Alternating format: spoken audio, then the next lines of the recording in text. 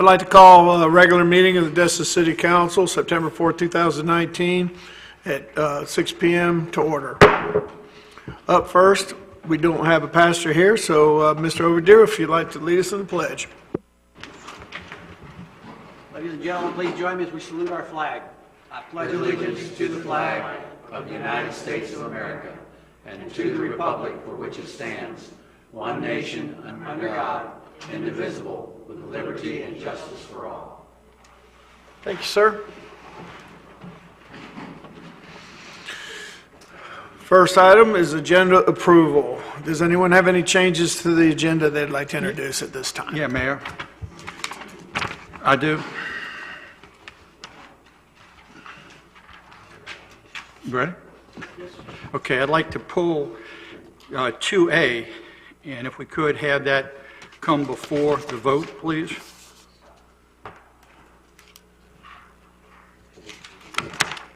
Before our budget presentation. All right. So We've got the budget under special hearings A and B. I'd like to hear from Captain Nix before we get into those budget discussions.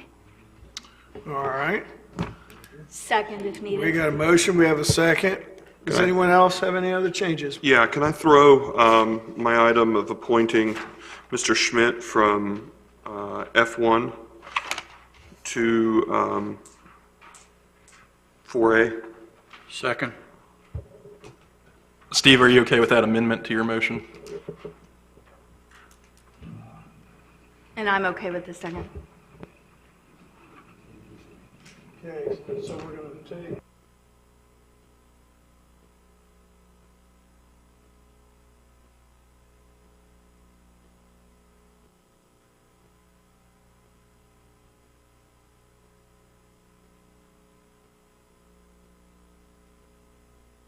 We're going to do Steve's before we do item 1A.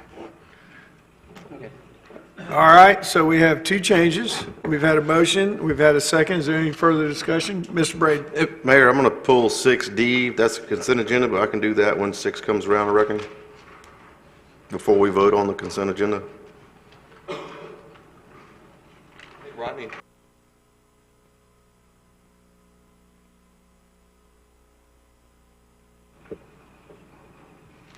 And so you want to pull 4D? 60. 60.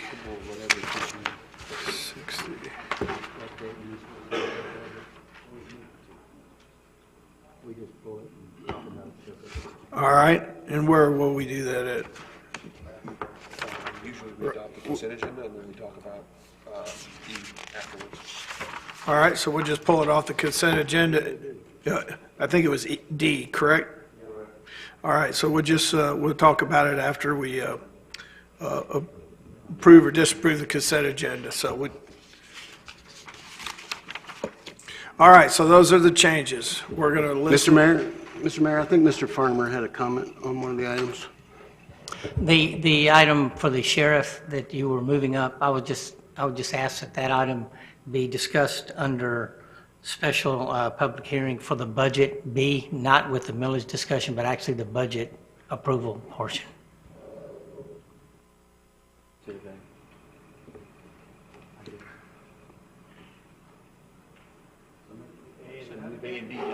It doesn't affect the millage, it just affects the actual budget. We adopt the millage rate first, and then we'll adopt the actual budget second, and the discussion the sheriff has involves the actual budget adoption, not the millage adoption. If we adopt that, and this does affect the budget, then we've already set the millage, so it does affect it. Only if you were to lower the millage.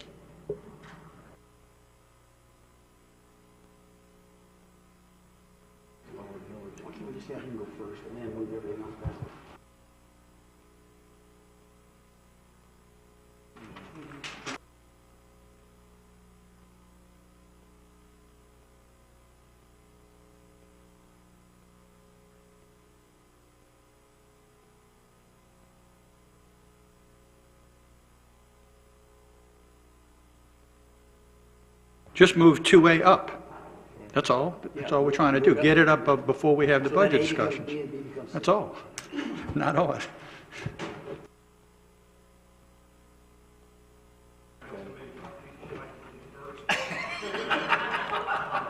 You need to speak up.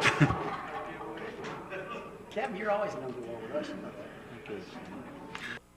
So, under special public hearings, under A will be Captain Nix, then B will be the first reading, and C will be the first reading of, okay. All right, we got the motion, we got second. I don't think we have any further discussion.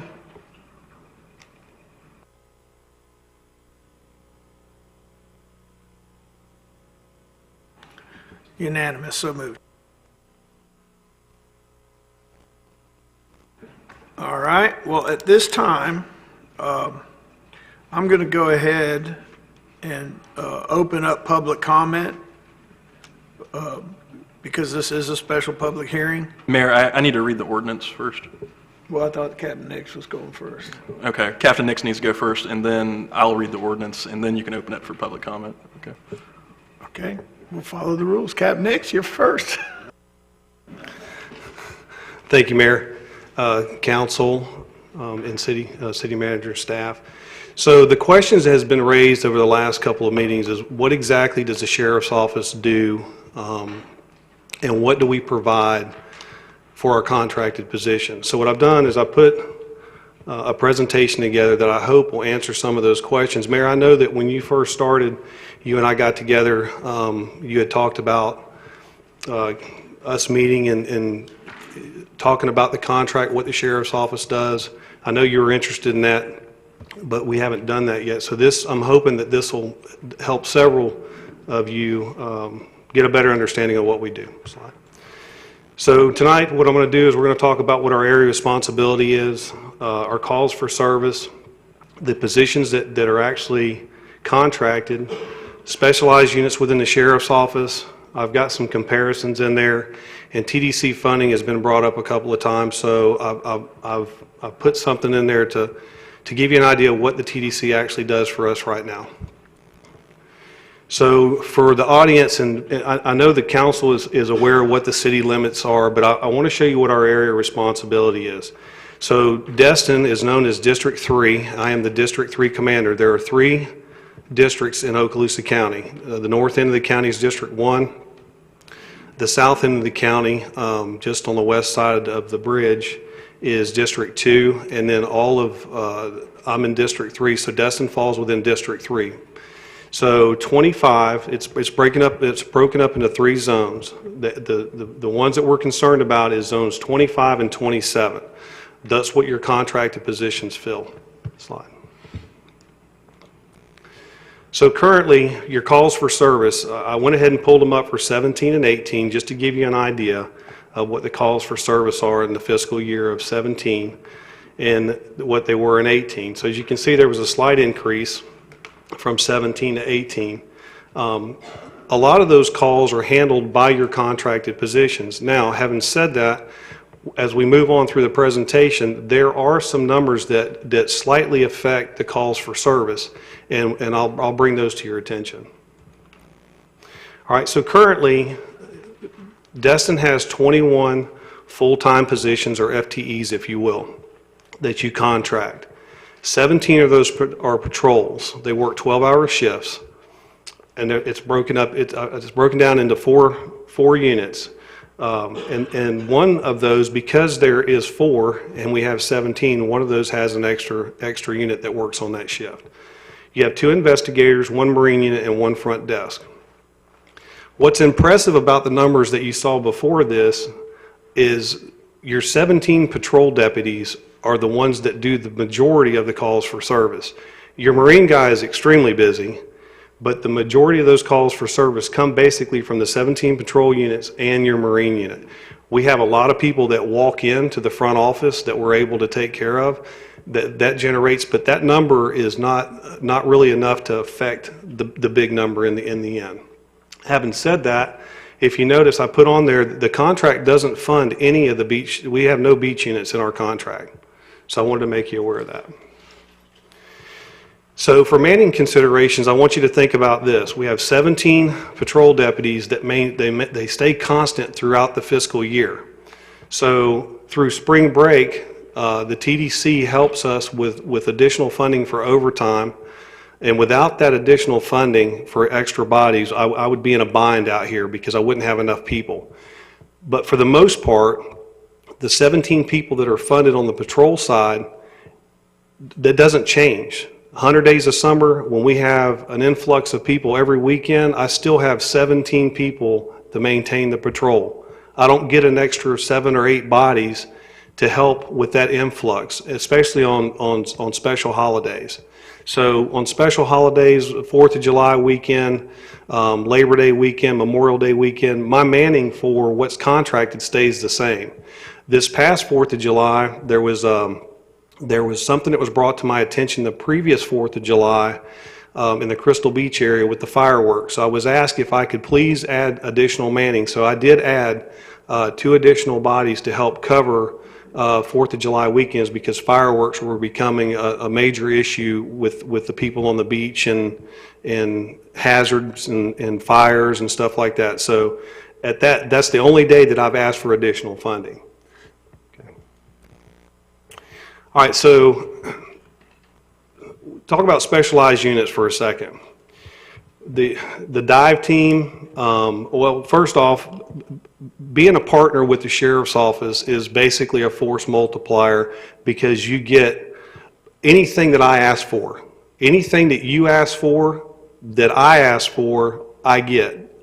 There's never a question about it. So if you ask for extra people to work on Airport Road and I have to find additional bodies to come work on Airport Road for traffic or something like that because my manning doesn't allocate it, if it's a traffic issue and I use a traffic unit, if I have one, that's something that we basically provide for you. So traffic homicide investigators, we have 3 teams, we have 4 members on each team. None of those members are contracted positions from the sheriff's office. We had 8 fatalities over the last 3 years. We had 4 in 17, we had 2 in 18, and so far this year we've had 2. So whenever I have a fatality, the highway patrol does not come work fatalities in the city limits. The sheriff's office is responsible for that. So at a minimum, I will have 4 additional people come out along with 2 crime scene processing technicians that will come out. So I get an additional 6 people that the city of Dustin does not have to pay for. So that's just a force multiplier of being a partner with us. If I identify, if you or staff sends me something that identifies, or the citizens in this room send me something, hey, I live here, I believe there might be a problem here, and I call for street crimes, K9, anybody that I need extra, again, it's a force multiplier. We don't send a bill to the citizens of Dustin for that. That's basically, that comes with what you get with the sheriff's office already. SRT, which is, if you don't know, SRT is our actual SWAT team, and the CNU is our crisis negotiation unit. I've had to use them many times on certain situations, and again, you're not billed for those hours. So what I did was I wanted to put a comparison together. They're not exact for each one, but they're similar, and I want you to follow with me as I go through this. Right now, the best I could find, we have a service population of 13,765 people approximately.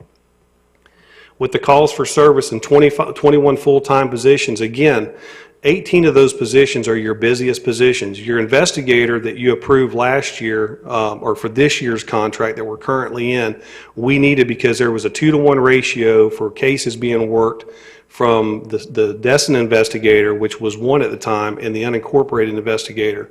So it was 192 cases, I believe, to 83 or 84 cases, almost 2-to-1.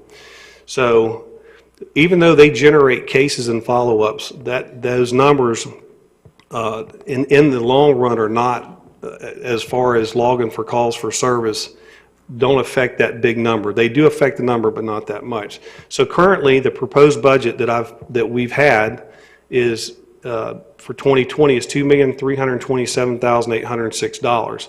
So I want to do a comparison to show from the services and what we provide versus what some other coastal communities provide.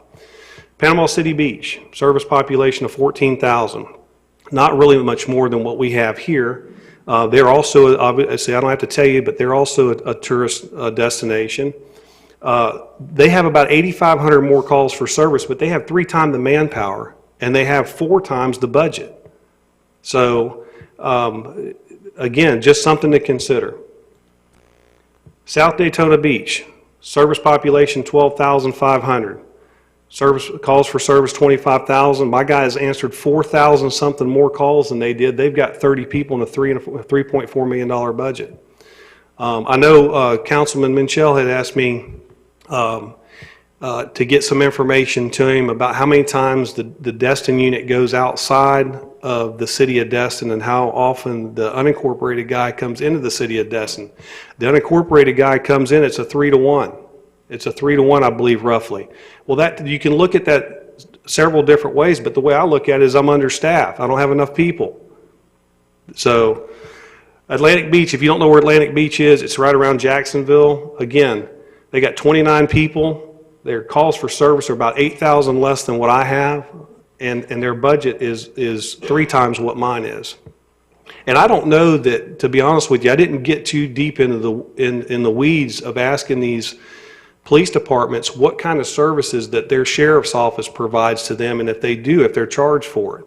But a lot of these police departments are self-contained, and they do not get a lot of these services that we provide. So the last one that I wanted you to see, again, not really a tourist destination, but City of Niceville. Their population obviously is a little bit bigger than ours. Calls for service are relatively close, but they've got 28 officers, 7 more officers than I have, and their budget's about $2.4 million. Go ahead. So we talked about TDC funding, I'll cover something in the end of this just to make you aware of how it came about. But right now, there's 2 marine positions, there's 2 beach positions, and if it wasn't for spring break, the one thing I want to say, and I won't say that because Councilman Dustin's sitting here, but I want you to know that dealing with this council has been a lot easier than dealing with councils in the past. When you do presentations and you basically have to, the public safety side of the council that's in place right now is the front thought of what needs to be taken care of. We're going to invite all these people here, we need to protect them, whether it's beach safety or law enforcement. So they've been extremely helpful. Ms. Adams has been extremely helpful with helping us get some of the things that we need to fund these positions. But right now it's 2 marine positions and 2 beach positions. The marine positions work anywhere in the bed tax district, which means sometimes they work in the harbor. They come over and they work in the harbor because they have to. The majority of the time they're working Crab Island. I mean, it's hard for them to get away from Crab Island because it's an absolute nightmare. The sergeant that runs our Marine unit, Sergeant Parkton, said that he was out there, not the Labor Day weekend, but 2 weekends before, working in concert with FWC. They had 4 or 5 people stopped at one time and still had people running through the wake zone on plane. And he said, it's just like the Wild Wild West, his exact words. So if it wasn't for the funding that they provide, we would have manning issues, but the spring break related issues for funding help us in Zone 24, which is Okaloosa Island, 25 and 27, which are the city limits of Destin. And right now, we are currently receiving the maximum TDC funding allowable. Next one. So it started off in 2017. The Undersheriff, I believe Don Adams, went and sat down with the TDC and was able to work with them to get them to fund a Marine unit. And that was the allocated funding that we had the first year in 2017. In 2018, correct me if I'm wrong, but I believe a new council came in, or some new members came to the council that knew we needed some help. They added the 2 beach positions, and our allocated funds were $574. Out of that $574, it funded the positions, the equipment, plus the spring break funding that I use to help my manning out here. And I will tell you that Zone 27, what I did not tell you, but I will, is Zone 27 is the busiest, Crystal Beach is the busiest area during spring break. We have more issues in Crystal Beach with spring breakers than we do anywhere else combined. So that helps me out there also. They helps us with our, the 574 helps us with any equipment issues that I need help with, plus their vehicles, plus their four-wheelers that they ride on the beach, and things that need to do their job. Right now, we're sitting in 2019, they went ahead and did the same. However, because we were able to save some money, I know what sticks out there is we had 3 full-time positions at 574, and now we have 4 full-time positions at 574. The reason for that is I didn't have to buy vehicles for them again in 18, so when they just approved us for 574, it allowed me to add an additional Marine unit. They were also able to let me know, because we had saved funding in 18, they let me amend the contract for 18 to buy the Marine unit that we put on this year, a vessel, so you would have something that would get in and out of Crab Island. This upcoming fiscal year, they've already approved us for $585,500. That traffic detail that you see up there it affects Dustin on this end, but that's the traffic detail for White Point Road when they were having all the issues on White Point Road with reckless vehicles and all that, with people coming in on Saturday. So there's a traffic detail now that covers that. Next one. So the challenges, and I bring this up because this is if you notice the numbers, they're overwhelming. It started off, I tell you in here that Crab Island has a direct impact on what happens with us in the city limits of Destin. All these people that go out and rent pontoon boats and wave runners and everything else, they come back into the harbor. At some point, they come into our restaurants. At some point, they get back on the roads. So that impacts our calls for service in the city of Destin. In 2017, for Crab Island, 760 calls for service. Those were counted by hand to make sure that they were correct. In 2018, 1,068 calls for service and 5 deaths on Crab Island. Whether they were medical related, drownings, 5 deaths, and they're obviously the 2 the year before. To date, we're not even done yet. To date, 1,773 calls for service and 2 deaths already. I would believe that may be a little, some of those numbers like in 17 and 18 may be a little higher, because when FWC works a crash that we may respond to, if somebody dies, it will not show up in our records if FWC worked a crash and somebody was a fatality in that crash. The only way we know is if they call us back and say, hey, the victim didn't make it. So this is Crab Island. If you look at the one on the left, that is a typical weekend day. If you look at the one on the right, that's a holiday.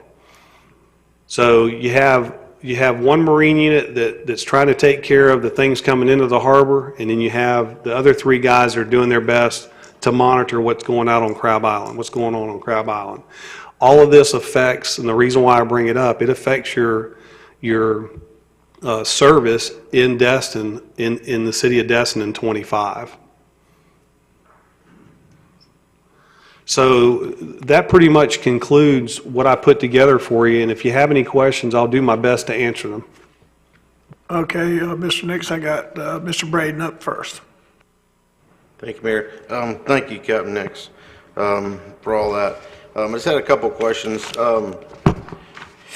First off, I had the same questions, I think, the first 90 days when I was first elected the first time. The first 90 days I was here, I was bringing this up, wanting to know how did Niceville, how were they able to afford $2 million, for their budget, and Dustin at that time wasn't even $1 million, I don't believe.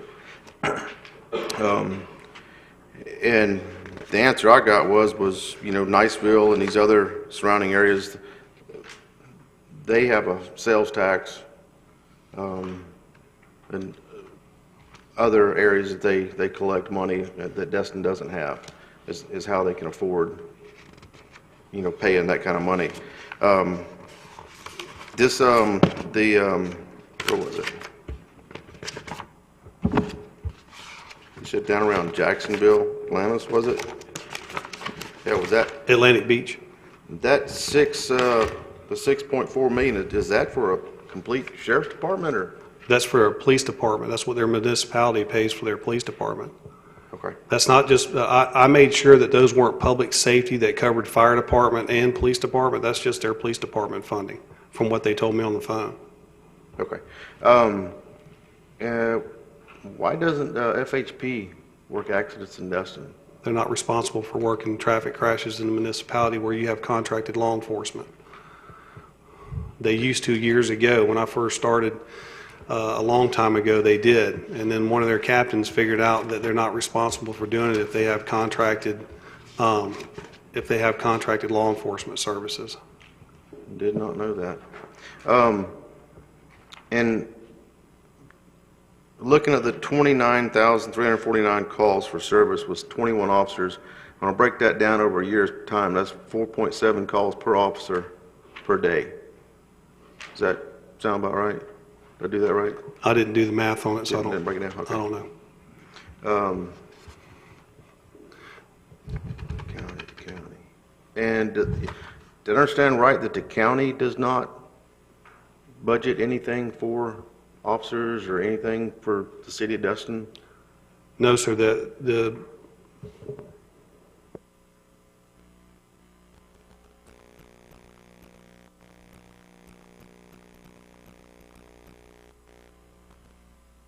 So the unincorporated area, which is 26, yes, sir, they do. And I have deputies that cover that. That's what Councilman Mitchell was asking about when he got his information, is how often do those guys have to come into the city and how often do our guys have to go there to help with calls for service.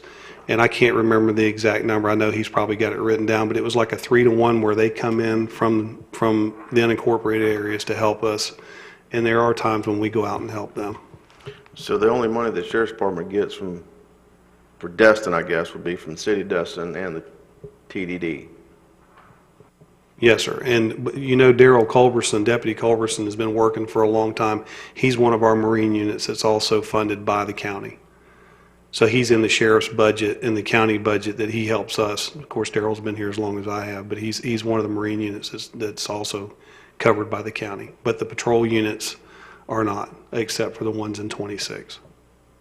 Okay, thanks. I was going to touch on that, the funding, when you said it was capped out from the TDD, but I hope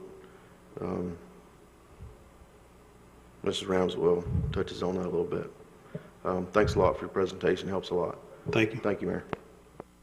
Thank you, Mr. Braden. Mr. Oberdehr. When you say that, you've got 13,765 that you service, I mean, obviously you're not taking into consideration, or at least we're not telling everybody, the 40 or 50,000 of our newest best friends that show up every week here, who are the ones who really consume most of your calls. They're the ones that make, and I don't know the exact numbers, I've heard all kinds of numbers thrown out there, but it's well over, so the majority of them come from our friends that come every week. So, that, I mean, it doesn't quite paint the picture of who you're really servicing. You're servicing a lot more people than just the 13,000. Who sets the TDC limit that you say you're already maxed out on? It's by statute, by Florida statute. It's set by legislation. So there's no way to get any more blood out of that turnip? I believe Kyle has some information on that, don't you, Kyle? So in accordance with council's direction, at the last meeting, Kim and I did have a telephone conversation with Greg Stewart and Lynn Hoshihara, and one of the discussion centered around whether under 5C in the TDC statute, whether the city of Dustin could potentially qualify for any additional funding under that provision. They indicated to us that it's traditionally not something that municipalities have ever applied for, but that there is possibly a scenario where the city of Dustin could be entitled or could receive some money from that provision.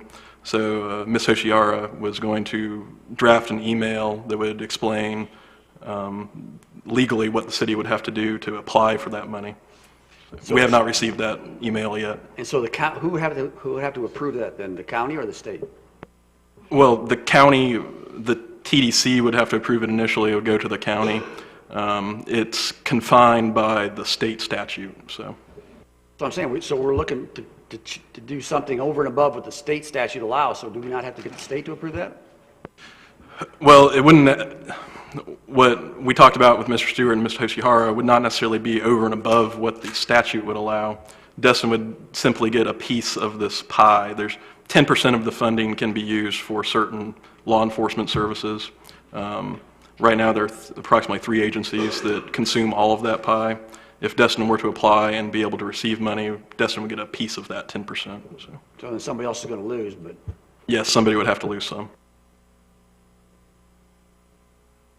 Thank you, sir. Mr. Mitchell? Thank you, Mayor. First of all, Captain Nix, thank you. Okay. Reference the numbers you were talking about, and this for the audience benefit. I'd asked last council meeting how many times our deputies that we contract go outside of the area, and conversely, how many of those times they come in. And here's the numbers, and here's an important thing for everybody to understand, and the sheriff's office can validate this. 80% of the calls for service from the sheriff's office in Destin are from tourists. 80%, okay, all the time, okay?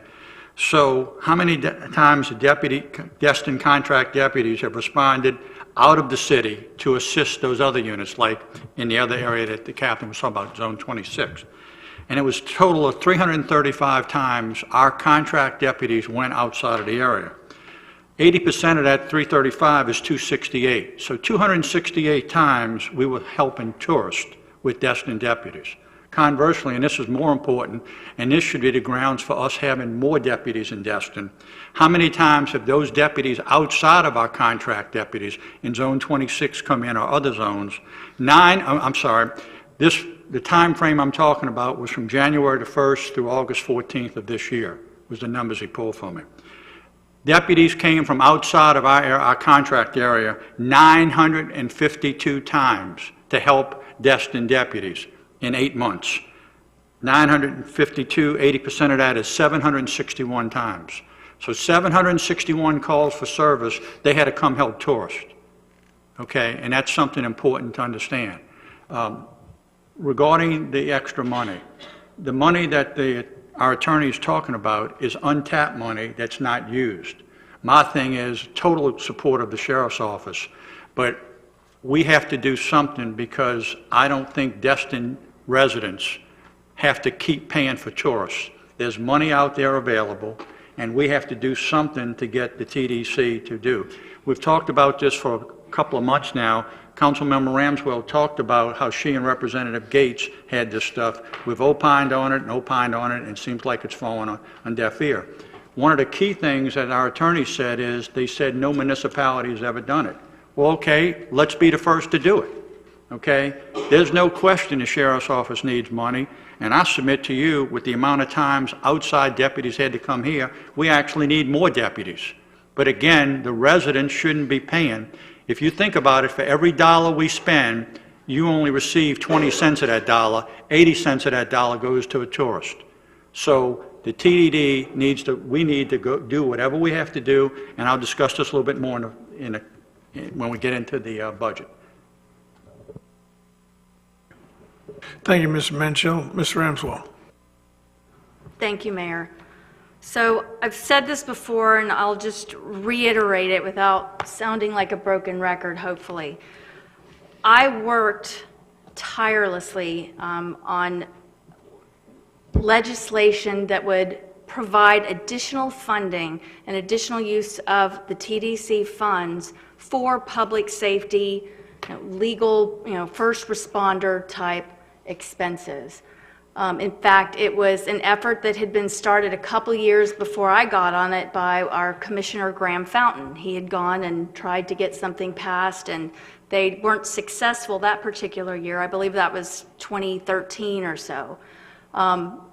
However, 2016, when I was working with Matt Gates, when he was still down here as a representative, we were able to gain some traction, and they added on a specific clause, a clause that was specific to counties along the Gulf that received significant impact because of tourism. And that change was to allow an additional 10%.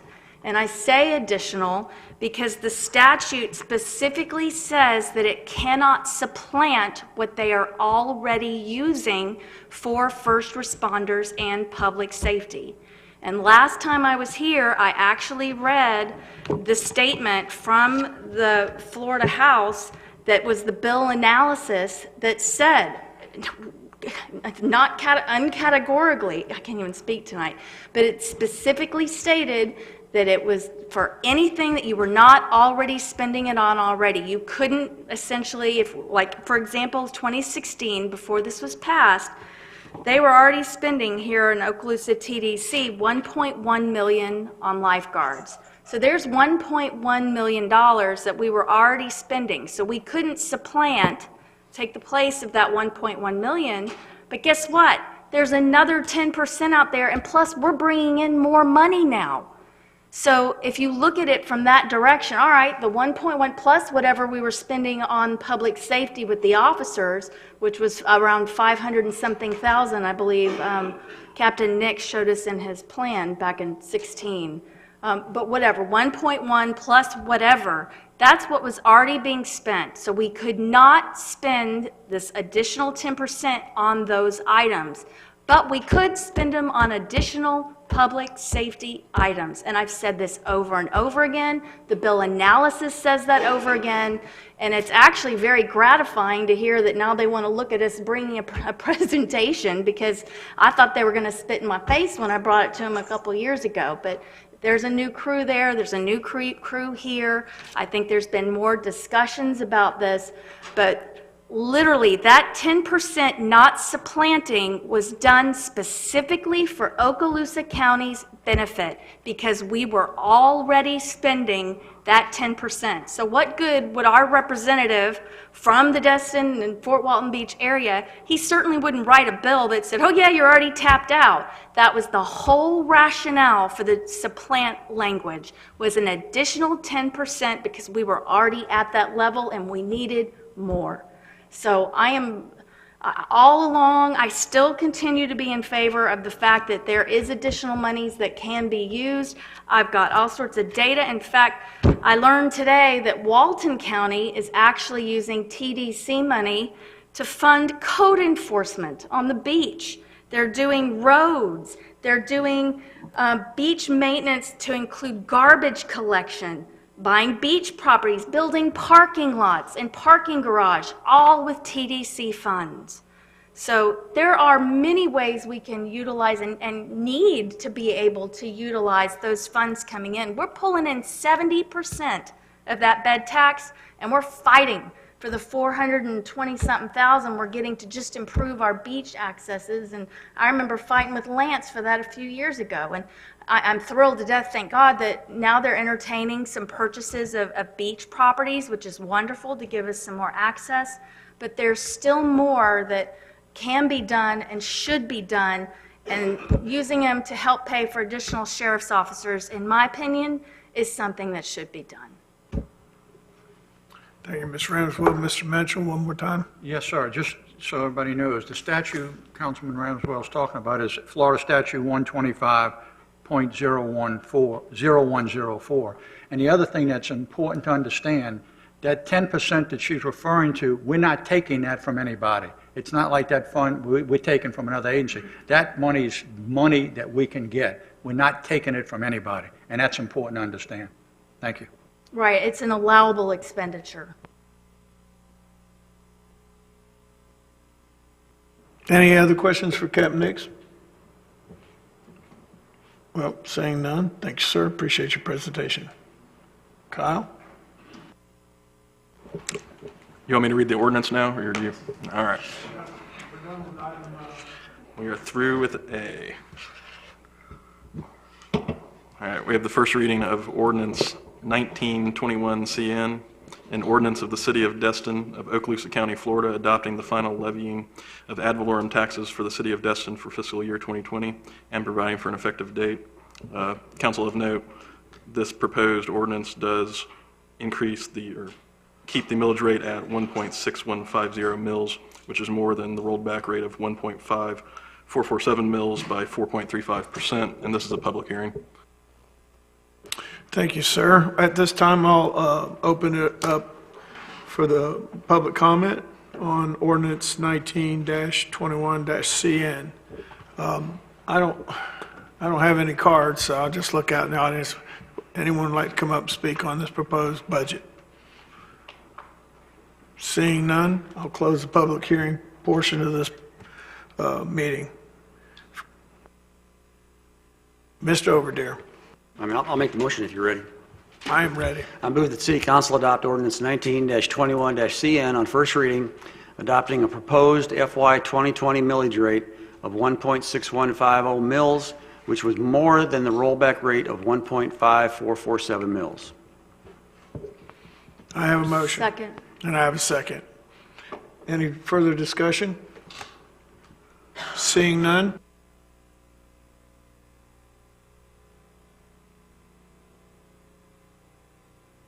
Ayes have it, so moved. Mr. Bowman. We have on first reading ordinance 19-22-CN, an ordinance of the City of Dustin making appropriations for certain expenditures, expenses, capital improvements, and certain indebtedness of the City of Dustin, Florida for the fiscal year beginning October 1, 2019 and ending September 30, 2020, and providing for an effective date. This is a public hearing. Ray, clear my board for me. I hit the button twice. Thank you. All right, at this portion of the meeting, I'll open the adopting the fiscal year 2020 budget, open for public comment. Is there anyone in the audience like to come up to the podium? Don't come all at once. Go ahead. You got 3 minutes. Just state your name and your address.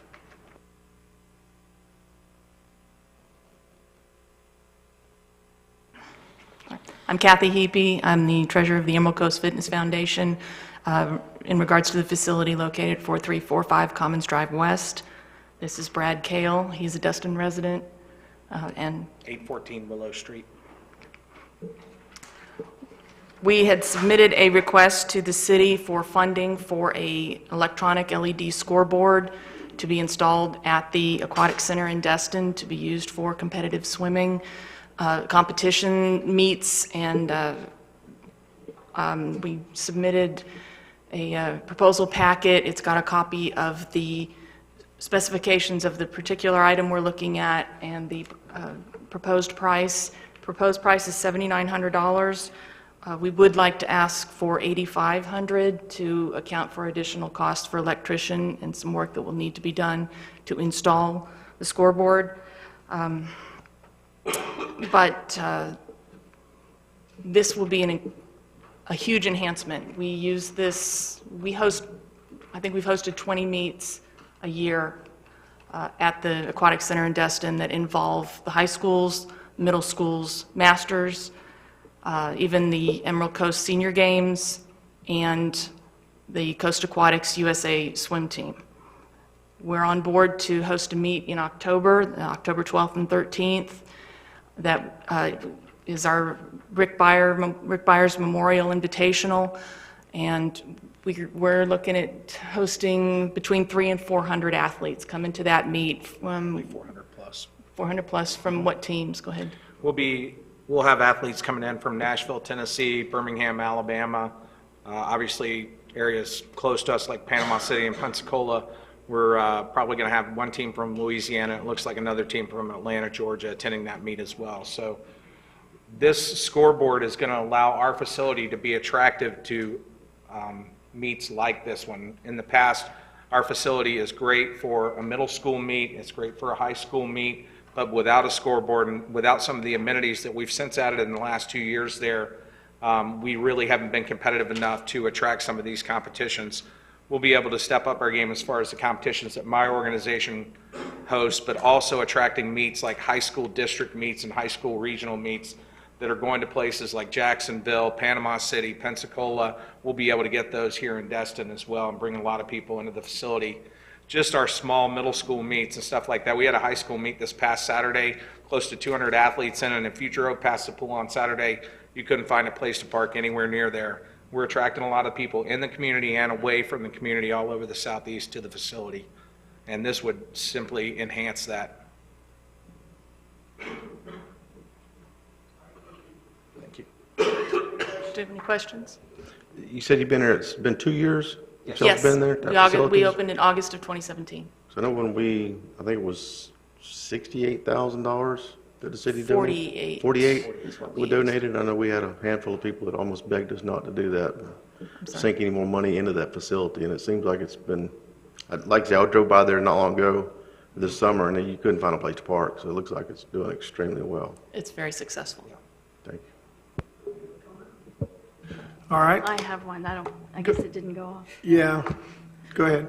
I was going to say it, I've been so pleased to see how y'all have kept everything going. I know the concern was they're not going to be able to pay for the heating in the winter, and it's going to fall apart just like it did before, and y'all have really proved the point that it can be done under the right leadership and personnel. So kudos to all you guys have done, and I know there's all sorts of plans for additional events, additional types of things with the facility, and I know I reached out to Kathy, I guess, I don't know, a few weeks or a month ago about looking into some sort of partnerships, perhaps with the community center, and developing some sort of way for everybody in the community to work together and do, lesson, whatever. I mean, there's all sorts of opportunities, and I see this as just a terrific thing for the community. Y'all have done a terrific job, and I would be happy to make the motion to add this to the budget. And I know that we had to pull out pickleball.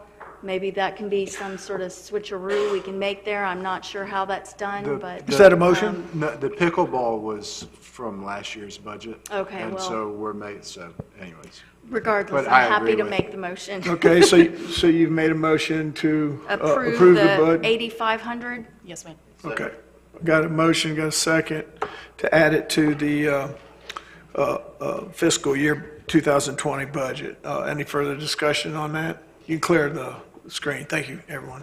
Any further discussion? Seeing none, let's go ahead and take this to a vote. Mayor Jarvis, I have to have a funding source for the $8,500. Which source do you recommend?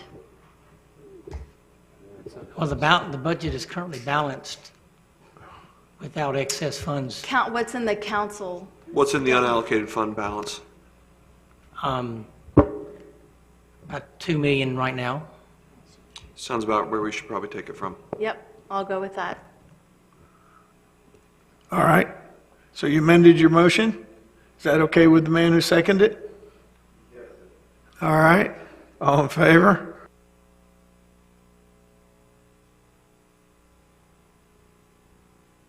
Votes unanimous, so moved, and this ends the public hearing portion of this meeting. Up next, item 1A. Hey, Mayor, real quick, could we have a motion adopting the budget with that? Included, did she Did include you that? include that in your Yeah, motion? No, my motion was to add the expenditure for the scoreboard, so my I'm motion was sorry, not about the I budget. misunderstood. That's okay. I could probably put a motion together that'll satisfy what they need.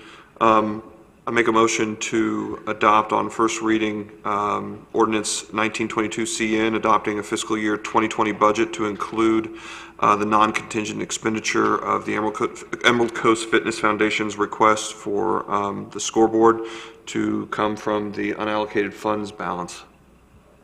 All right, I got a motion. Second. And I got a second. Mr. Menchie, you want to make a comment, or you're going to make a motion? I'm just trying to we just approved the money for this scoreboard, correct? Yeah, Now we, So the budget was just amended to include that, but it was not okay, so adopted. now our motion is to approve the budget, correct? including the amendment, yes. Okay, so, all right, so with that said, I wanted to make sure I was clear. I've said many, many times that Dustin is the cash cow, and we know that from the standpoint of money that's generated in Dustin for the TDD.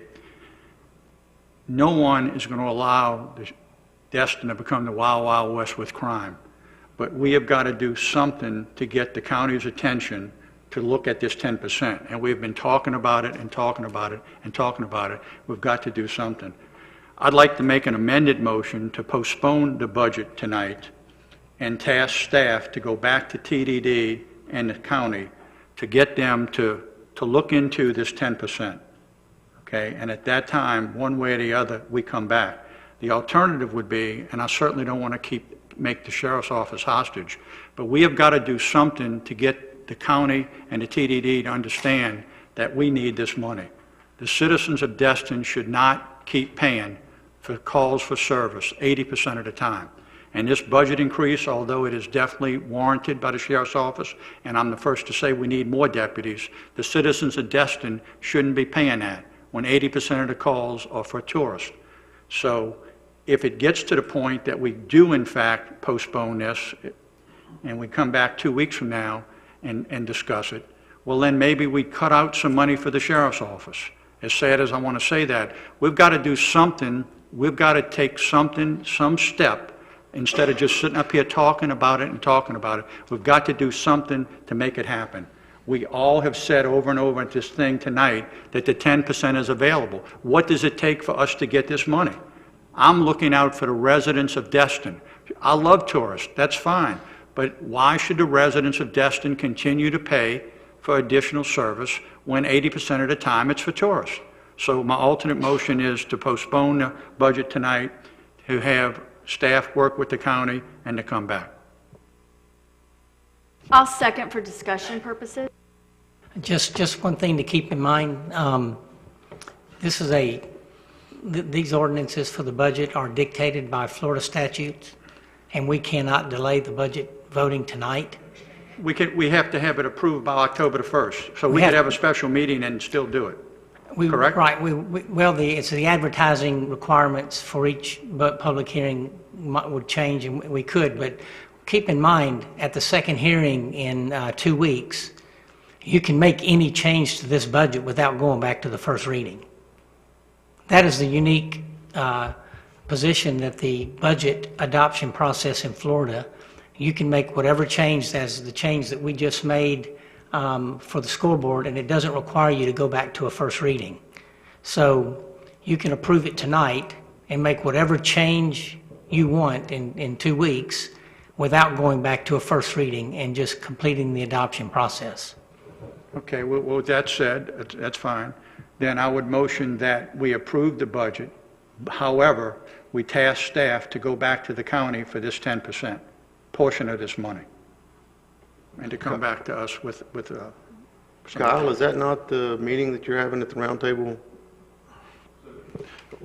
Kim and I did have a discussion with the county attorneys, and the county attorneys are going to provide us some sort of email or memorandum that details what the city legally would have to do in order to possibly qualify for that 5C funding under the TDC statute. But we don't have like a roundtable meeting or anything set up at this time. I'm wondering if we could just seek an attorney general opinion. I mean, in general, because this has been going on for years now. It might not work for right now, but if at least we started getting it in process, we would know for future reference, and the county would have someone other than me and Matt Gates and the legislature and saying, you know. Of course, the council and the city can seek an AG opinion at any time. If that's the route the council wants to go, I would ask that you allow Kim and I another meeting to come back and tell you our recommendations on that before proceeding tonight, though. Okay. So I believe what we have right now is a substitute motion by Councilmember Minshall to approve the budget along with the amendment for the Emerald Coast Fitness Foundation, and additionally task staff with exploring this additional TDC option of funding. Is that correct, Councilmember Minshall? Yes, sir. And also, just to include, you discuss with them the possibility of actually adding more deputies based on the numbers that we presented. And is there a second to that motion? Yeah, I had seconded it. So to clarify, is what we're doing now passing on first reading, but bearing in mind that we're going to have some additional information at second reading, or are we holding off on passing the first reading? Bragg, would you like to answer that? I believe we're passing on the first reading with some additional information involving the TDC funding of the Sheriff Department that we're going to bring back at the next meeting on, I believe, September 16th. So Which will also be passing, the second reading of the passing as in approving or passing as in skipping over? passing as in moving to the second reading on the 16th. Thank you. Is that what you got, Ray?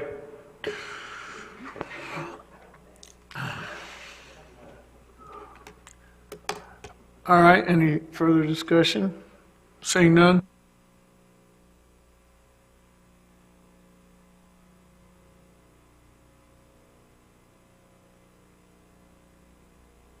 Ayes have it, so moved.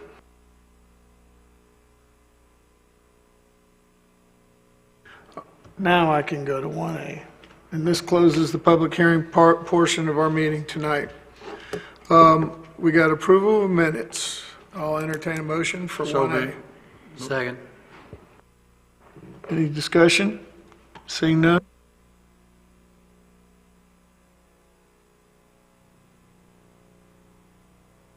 Unanimous, so moved. Item 1B, approval of the minutes of the June 24th, 2019 City Council Workshop. So moved. I got a motion, I got a second. Any discussion? Seeing none?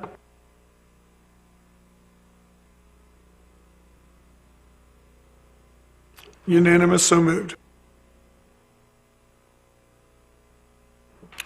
All right, 2A is done with. And now, under item 2B, we have a presentation, Trust for Public Lands by Ms. Kate Brown. Ma'am?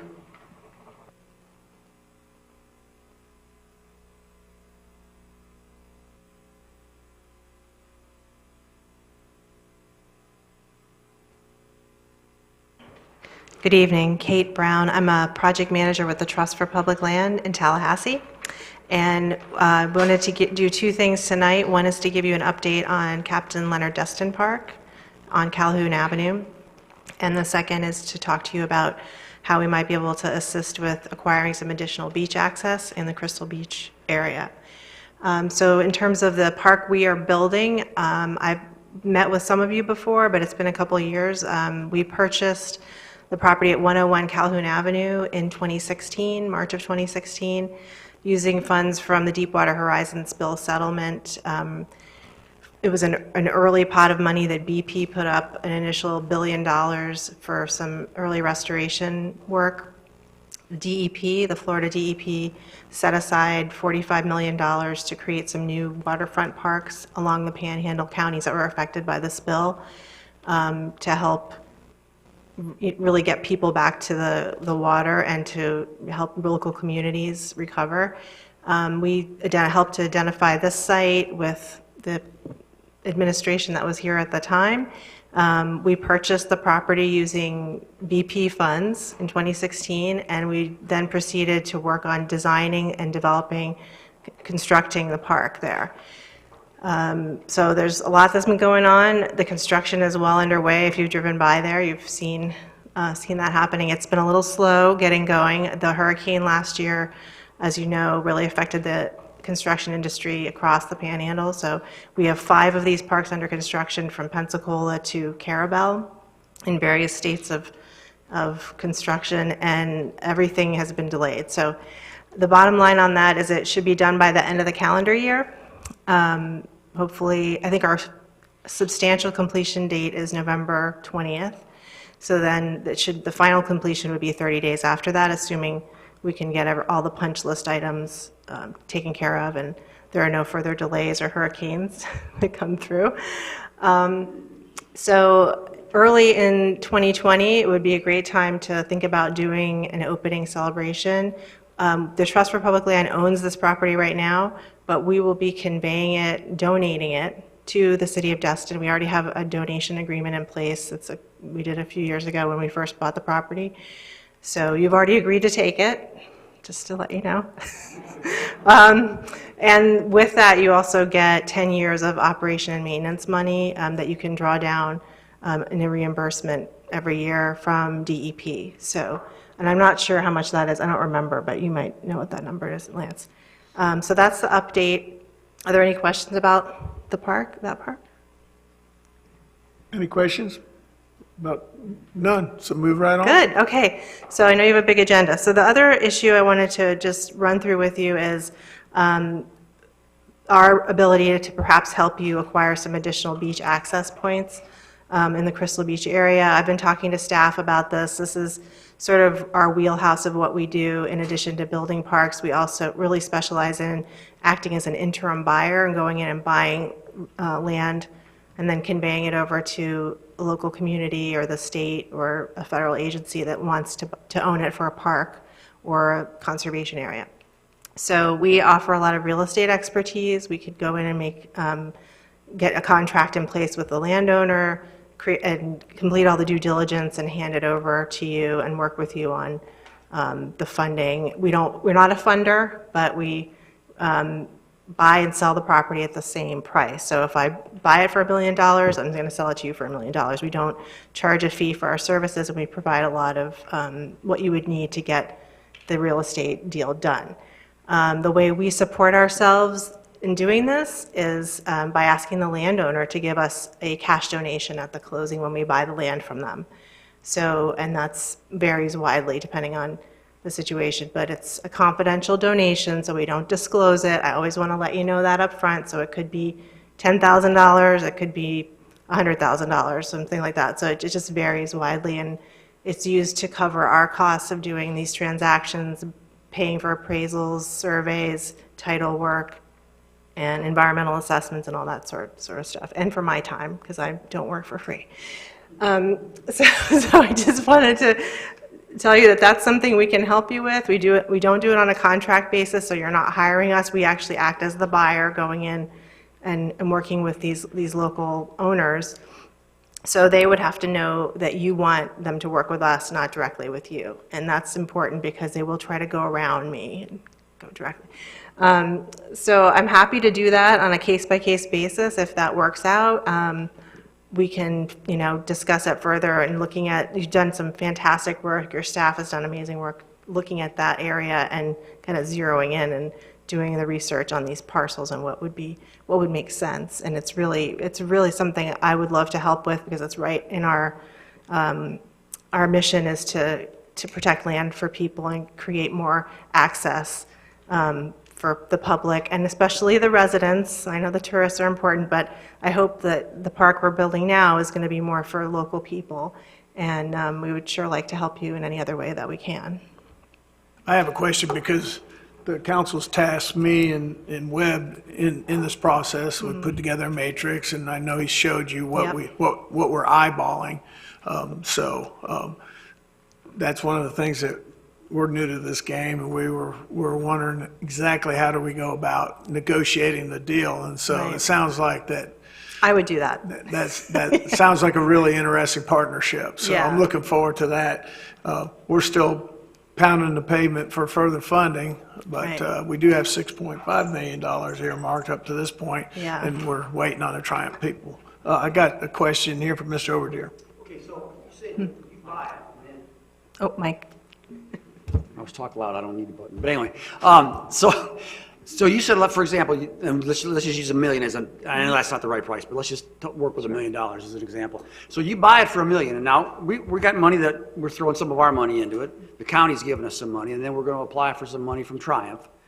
But we don't know how much that's going to be or how much we're going to get. So what if you buy it for $1 million and we don't have $1 million to buy it from you?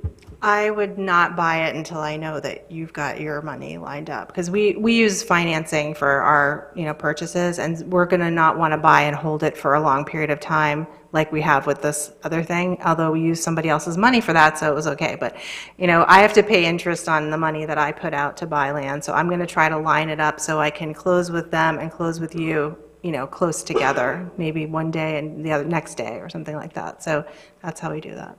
And so somehow in this whole process, you're going to figure out what that land is really worth, and you're going to get them to sell it to you for that price. We use appraisals, and, as a nonprofit and as a municipality, we really can't pay more than appraised, fair market value. So we try to get the best price we can get, but typically it's determined by appraisals.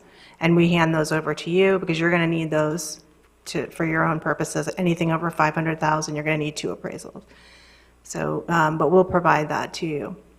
We've already got all of our appraisals have done on our targeted projects, so that cuts, that's Yeah. one less step that needs to be Sure. done at this point. Yeah, and you may just want to update those, make sure that they're, current.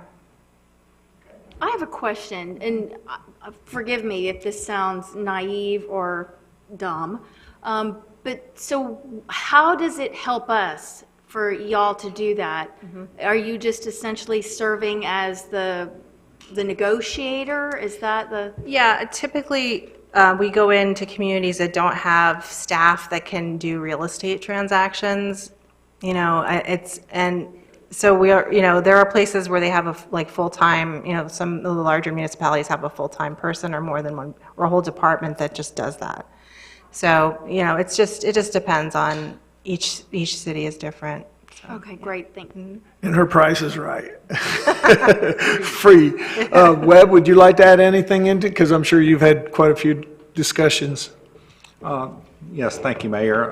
And Kate's been working with us at a number of different levels on previous projects, as she explained about Leonard Destin Park. And also, she has brought some expertise to the grant process, as we've been talking about this through Triumph and some other things. And so she's been on some conference calls with that.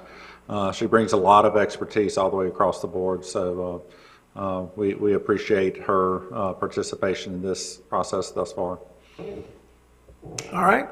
Any other questions? Seeing none? Thank you so much. Thank you. That helps us out a bunch. And me and Webb will be working with you. All right.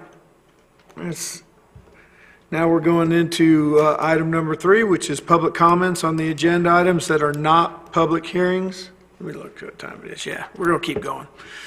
Public comments on agenda items that are not public hearings or any other matter not on the agenda. I don't have any cards, so I'll just look up here in the stand if anybody, you might be the only one anyways, Miss Brown, so go ahead. Hi, Patty Brown, 86 Shira Street, Dustin. So it was very interesting to listen to Captain Nick's presentation tonight, to once again hear that probably 70% of the calls come from tourists. When Joey Fugione from Code Enforcement spoke a month or so ago, again, he said 70% of the code enforcement things are from tourists. And so we're looking for ways of being able to fund some of these things. And so we did raise the short-term rental fees, but I think we have an untapped source, and that is our condos, who my understanding was that they weren't being kind of drawn in to have to register because they were supposed to be being managed by the CAMs. But I've also heard that they're not doing a good job of managing these things, and they're becoming more of an issue for the city. So I think we really need to look into registering these condominiums that are short-term rentals. There are a lot of them in the city of Destin, and that's another source of income in order to cover the sheriff, code enforcement, et cetera. As a beachfront owner of an undeveloped lot, I get a lot of communication from other beachfront owners. And I know there is tremendous concern in their relationship with the Sheriff's Department because they just aren't getting serviced. They have complaints of people trespassing, et cetera. I know it's a very touchy thing with beaches and private ownership and what's public and what's ECL and all these other things that just aren't really clear to a lot of people. But there is a lot of concern because beachfront owners do pay a lot of property tax, and they just aren't being serviced by our Sheriff's Department because they're busy. They have a lot of other things going on, as we saw tonight with the number of calls.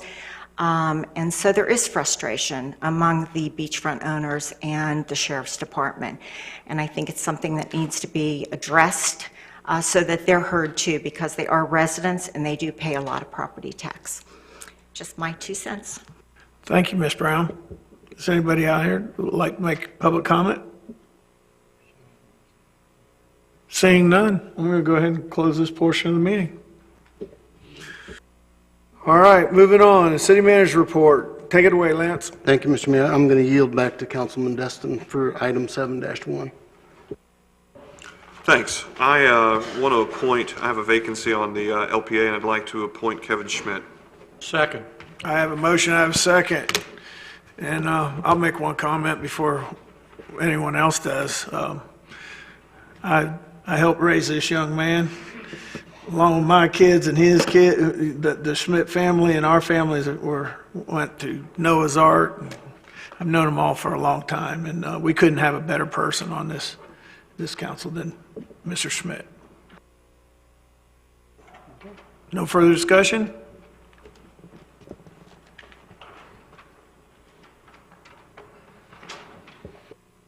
So moved. Thanks, Mayor.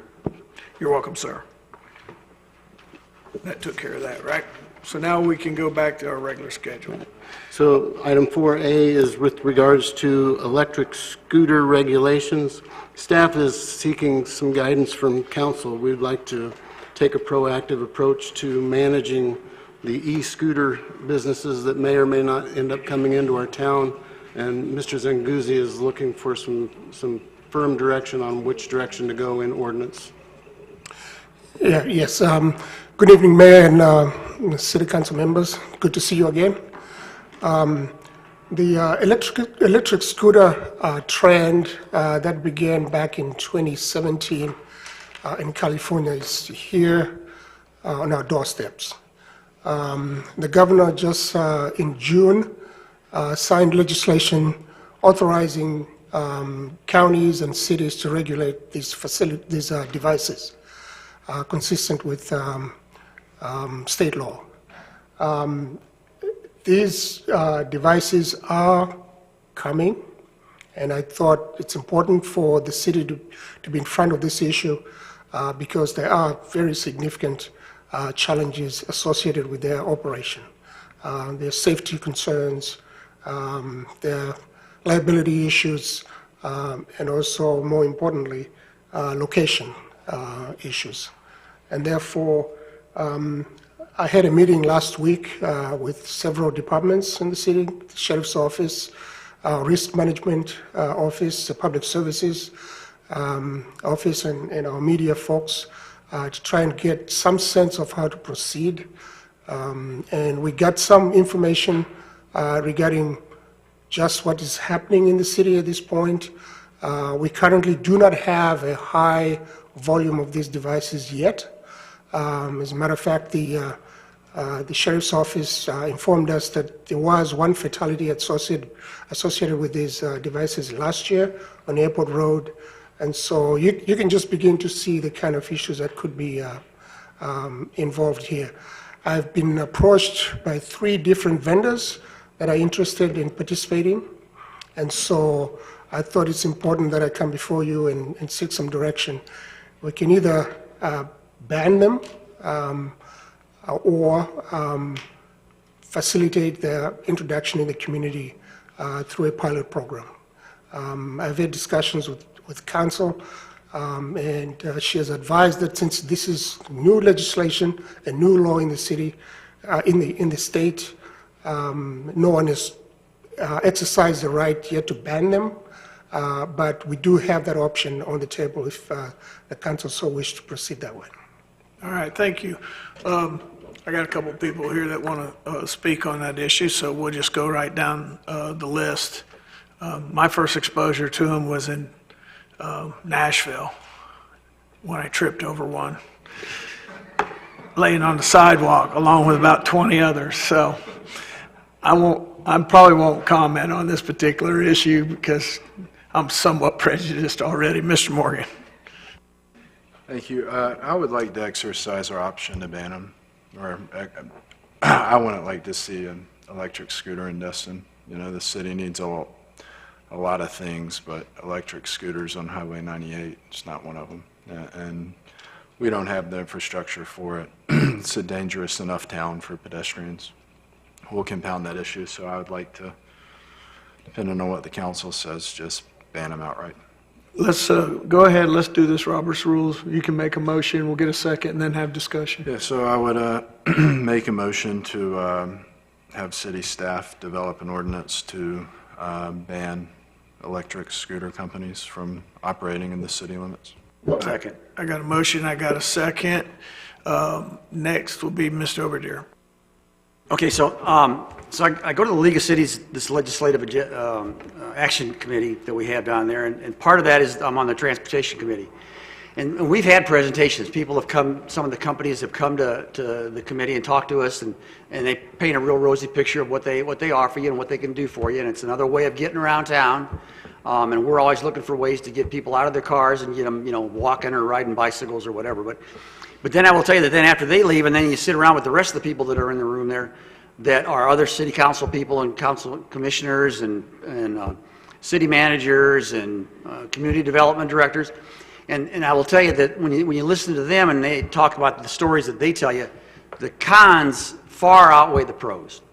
And in every person that I've talked to that has experienced it, just like the mayor just experienced, it never turns out well. And it's not something that I think that we're going to get any benefit out of. And it's not going to make it where people get around more. It's going to be a hazard to people getting around. And I agree that we ought to just go ahead and ban them. All right, thanks, sir. Mr. Braden. Are we talking about scooters, electric bicycles, any kind of electric? Well, my motion might not have been clear, but, and I don't know the exact word, electric scooters, the ones that we've seen proliferate in larger cities, and Is that I don't know if there's a put more specific term, but I think y'all know what I'm talking about. Yes, there is a definitive definition for the scooters we're talking about, yes. So we do, I think a big problem, and again, I don't know if it's going to include the bicycles, but I think that the electric bicycles are a huge problem on the sidewalks, because some of them are flying pretty good. And I don't want to put the Segway company out of business that operates on 98. Is that considered electric scooter? Yeah, but in this particular case, we're talking about companies coming in with these scooters where you use an app and you ride them and leave them wherever you leave them, not a company that's renting out a bike for a day and they got to take them back to the place and turn them in. That's the problem with electric scooters outside of safety concerns is some people may ride them 300 yards and that's lame. They get off and that's all they use it. It's not like an all-day rental. They can rent them for a minute, 30 minutes, an hour, and that's why they end up congregating on popular destination points, and so it's catch as catch can. Then every night the company comes and finds all the scooters and they recharge them and then they spread them back out again all over the place. So that it's not like a electric or bicycle rental company or whether they're pedal bikes or electric bikes. These are indiscriminate. They're everywhere when they go into business because the more of them they put out, the more money they make, So it's not, that's why it's kind of different than a bicycle rental place. All right, Mr. Marler. Thank you, Mayor. I agree with the ban. As an owner of an LSV, otherwise known as a low-speed vehicle or golf cart, what you want to call it, I've noticed that we have a significant problem with age of who's driving them, even if they're licensed. I have seen many underage people driving, so I'd like to know what the regulations are, which I'm guessing that anybody can ride one of the scooters. But if we're going to ban it, I don't know which attorney is going to be able to answer the question. How good will we be in court if somebody contested it? It hasn't, it's a new statute, so it hasn't gone to court yet for interpretation, but the statute does say that nothing within it prohibits a local government and a municipality from regulating the e-scooters. So I believe that we're within our rights to ban them. Okay, because I think with our traffic situation as it is, and as it's going to get worse over the years as we keep getting more tourists, that's a dangerous situation, and I don't want to see any deaths on that, so I'm agreeing with the ban. Mr. Mitchell. Based on a discussion here, staff, could you put that picture you had back up, possible, please? I think, Mr. Morgan, just for consideration, we need to be more definitive as far as what we're defining here, because we've had different council members say segways and all. That's what we're talking about in my impression of a scooter. And I just think we need to be more specific, because... And these are not privately owned scooters. You're not going to be banning a kid who got a scooter Right, for Christmas. This is for companies running scooter businesses. Right, but we need to be, I'm just suggesting we need to be more specific, because we just threw a wide net, and we need to narrow it down. And if I could just add, the statute has a definition, and I would suggest we use the same thing in our ordinance, and it would include motorized... But that's what we're talking about, that picture. Yeah. Thank you. Okay, thank you. But the statutory definition includes motorized scooters and motorized bicycles.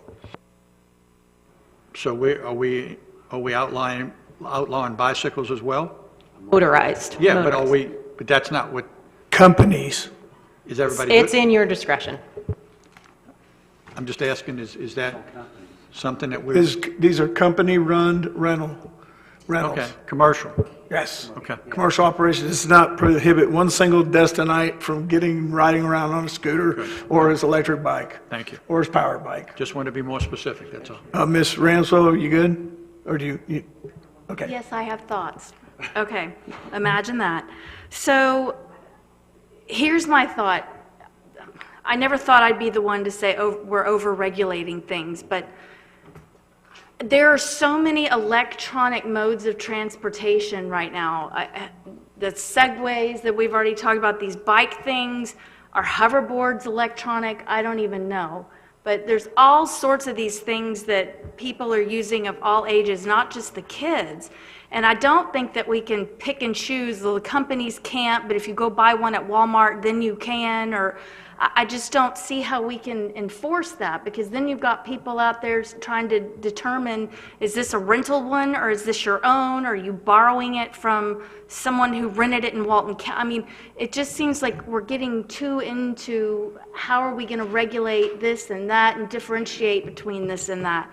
And I don't want to say outlaw them, because I do want to encourage other modes of transportation, but I'm sort of torn here, because I don't think we should regulate or outright ban them, but I don't think that we can pick and choose what we are doing because of the difficulty in enforcement.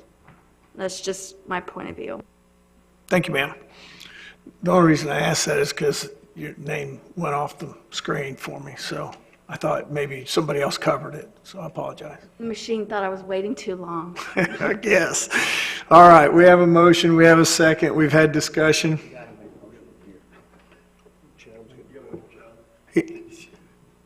Come on, Chad. He said something with cookies in his mouth.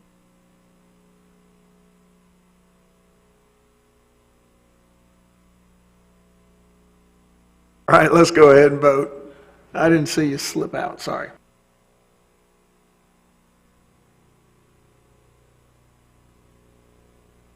Ayes have it, so moved. All right, sir. Item 4B is staff is looking for some direction on the fall visioning session, picking a date in particular.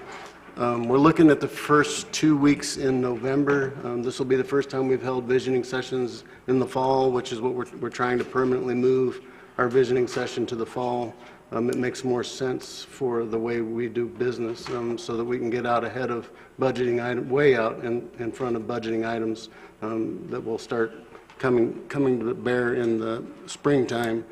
So when we would have normally held our springtime visiting session, we'll replace that with one of the budget sessions, budget workshops. So I believe this is the right way for us to go. So with your permission, I will have Ray coordinate through emails that first week in November to see if we can't come up with a good date for a meeting there. Very good. Go ahead and Do do I it. need to vote on that? No, we don't need to vote. Okay. Everybody's bobblehead. Very good. Item 4C, third quarter financial and investment report. We have Mr. Farmer here to guide you through that. This is the third quarter ending June 30th.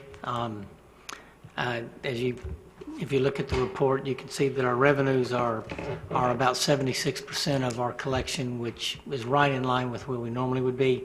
The expenses might be a little bit lower, but we do spend a lot of money in our operating costs during the summer, which encompass July and August, which we haven't even accounted for. That'll be in the fourth quarter.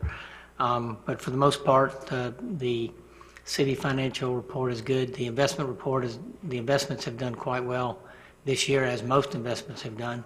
And this is just for your information, and if you have any questions tonight or after tonight, please let me know, and I can try to get answers to you. Are there 3 months left in the fiscal year? 3 months, from this report, yes, 3 months. So we actually are pretty low on expenditures. Well, we do spend a lot in July and August. The summer months are our primary spending months.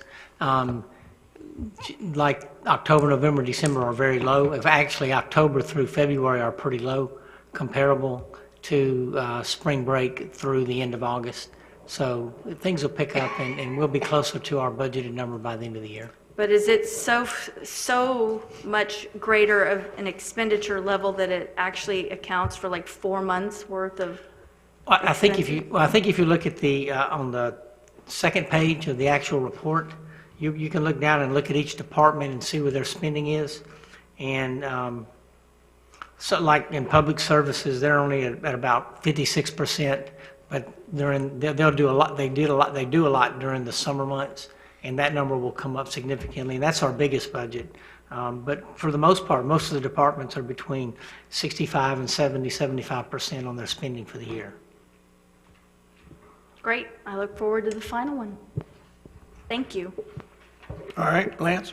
Item 4D is an informational briefing by Mr. Burgess about uncontrolled boring and drilling taking place within the city limits. All right, thank you very much, Mr. City Manager, Mr. Mayor, Council. Good evening. Just a few moments, kind of whip through this presentation that I've put together. We've run into kind of a stretch of bad luck with some of our underground boring utilities and subcontractors they employ, and I just wanted to go give you all a brief presentation on some of the things we've been experiencing. Go ahead and change that. Okay, initially, I just wanted to cover right-of-way permits. The city's Public Works Department does issue right-of-way permits for work on the right-of-way. They come in 4 varieties. There's a residential, and that's typical driveway aprons or landscaping on the right-of-way. There's a commercial version of that for non-residential entities. The third one is an unauthorized encroachment. That's normally if a homeowner or business owner has done something on the right-of-way without a permit. This is kind of how they get back into compliance. And then lastly, and this is the one we use most often, is the utility, or the one we write more of, is the utility permit. And that's for Destin water users, Okaloosa Gas, power utilities and such. And the one I want to highlight tonight is telecommunications. A couple of the requirements, terms, and conditions of the right-of-way permit is it requires a 24-hour advance notice to our office before beginning work. It requires an SSOC, and that's the Sunshine State 1 call. Call before you dig, 811, goes by several different names. They have to call in to this number so other utilities that may be interfering with the work that they're going to be performing, can be located and protected. And then lastly, it may require a maintenance of traffic plan, and that's the use of cones, barrels, flaggers, and other traffic control devices to safely move traffic around the work zone. Okay, the 2 technologies I'm going to be talking about just briefly are both trenchless technologies. That's how utilities get installed many times, like gas and telecommunications in particular, under roadways, sidewalks, and other hardscapes. This technology here is called a directional bore or drill. The operator, one by one, installs those shafts as the drill progresses, and he is able to control the attitude and the the left or right, I can't remember I forgot what that's called, but the direction of the boring drill, so he can guide in and around difficult areas. It gives the operator some precise control over what he's doing there. And water, you notice that puddle of mud up at the front of the unit there is used to kind of facilitate the drilling and lubricate the drill head and kind of guide it through the ground. Okay, this is what we've been experiencing quite a bit of lately. It's a use of an item called a pneumatic missile. It uses air pressure with a compressor, and it pushes through the ground. The operator basically kind of eyeballs a direction they want the pneumatic missile to go in, and they start the compressor, and it starts pulling itself through the ground. And you can pull cables and conduit behind it. Once the cavity is made under the sidewalk or driveway normally. These are normally used for very short distances because they're unguided. It's just, you're just kind of taking a shot in the dark, but over a short distance you have a less margin for error. The operator has little control over the missile after it's left the pit. The one control they have is basically pulling it back. The pneumatic missiles are known to deflect underground in varying soil conditions, and in particular, for sandy soils, they have a tendency to rise. So the head of the nozzle will begin to rise up through the ground. And they're definitely a lower cost alternative to the previous rig, the directional boring rig. Okay, this was our first experience with some damages caused to public infrastructure. This is right outside of Camille's Restaurant at the intersection of Hutchison and 98. On July 30th, we had a report of some contractors that were kind of tearing up the road a little bit. So our engineering assistant went out there and took a look at it and immediately shut the job down for several reasons. They had done some unauthorized excavating under the street to retrieve that pneumatic missile that had gotten stuck. They had no maintenance of traffic. They had shut down basically a lane on Hutchison Street without any cones or flaggers. They did not have a valid dig ticket, and they were using a pneumatic missile instead of the directional bore they identified as their technique on the permit application. Okay, a few more pictures here. The top picture is kind of hard to see, but right where the shadow of that building starts, you'll notice there's a white stain on the pavement. That's sanitary sewer that has bubbled up through the pavement. That was going on when the job was shut down that morning, and later on that afternoon, when I initially reported it as a sinkhole, we got some reactions on that, but a cavity developed in the road because the contractor had hit a 4-inch force main of DWUs. I called Steve Schmidt with DWU, and they were on the site within minutes. And the road was it was repaired and open again in just a few hours. That damage was unreported by the contractor. Here's a picture of the 4-inch force main, and you can see exactly where the pneumatic missile had gone. Bullseyed that 4-inch force main under, it was probably about 6 feet deep. And then those are DWU employees making the repair. Okay, that's the other side of the force main. See where it came out? But go back one, Catherine. I thought it was important to point out. You see the black cable on top of the pipe? That is not going through the pipe, that's on top of it. So they had to take 2 runs under the road. So the first run probably got the storm of the sanitary sewer. They pulled it back, made a second run, and laid the cable. Go ahead, Catherine, I'm sorry. This is Matthew Boulevard in a roadside parking area. The base material's been compromised by some drilling underground, and has compromised the material that basically holds the asphalt up. The permit specifies that any boring under a roadway will be at least 36 inches deep, and this definitely was not to cause that type of damage. And here's some more damage on Matthew Boulevard close to the Henderson, where those 2 cables were drilled through a 4-inch irrigation line. They bullseyed that one too. Go ahead, Catherine. Thank you. Scenic 98 has probably suffered the brunt of this type of craftsmanship, I'll say, from the contractors. I'm trying to be nice. Public Works was called out. Water was gushing up out of the median here, and they had hit yet another irrigation line, damaged the base material under the road. And we're going to have to open that road up to assess what the extent of the damage was. Okay, go ahead. Okay, other areas and other types of damage from this type of operation on Scenic 98. Shallow boring and just the equipment walking over the sidewalk has broken up several of our brand new 10-foot wide sidewalks and broken other irrigation lines. Okay, here's a few pictures. These are kind of close to the crab trap. And the other one is Matthew, I think that's Matthew close to 98, where you can see the equipment walked over the sidewalk and just cracked panel after panel after panel. This is the newest one. This is on Airport Road, close to the Porsche dealership. We got a call just a couple days ago about some boring going on. And again, same technology, same pneumatic missile type technology. And this one tried to rise up to the surface. And if you've noticed on Airport Road, if you ride by the Porsche dealership, there's a new speed bump in the road. Well, that's what this is. So, traffic calming device, right, Councilor Mitchell? No, sir. We're going to make them repair that. By the way, all of these permits by this one telecommunications contractor have all been suspended, pending repair of the public infrastructure before they'll be reinstated. Okay, an ounce of prevention. Nicole, what steps have we taken or are taking to prevent this from happening in the future? Prior to a permit being issued, we're going to go do a pre-site construction inspection to document site conditions. Then we're going to try our best to be out there while they're doing what they're permitted to do.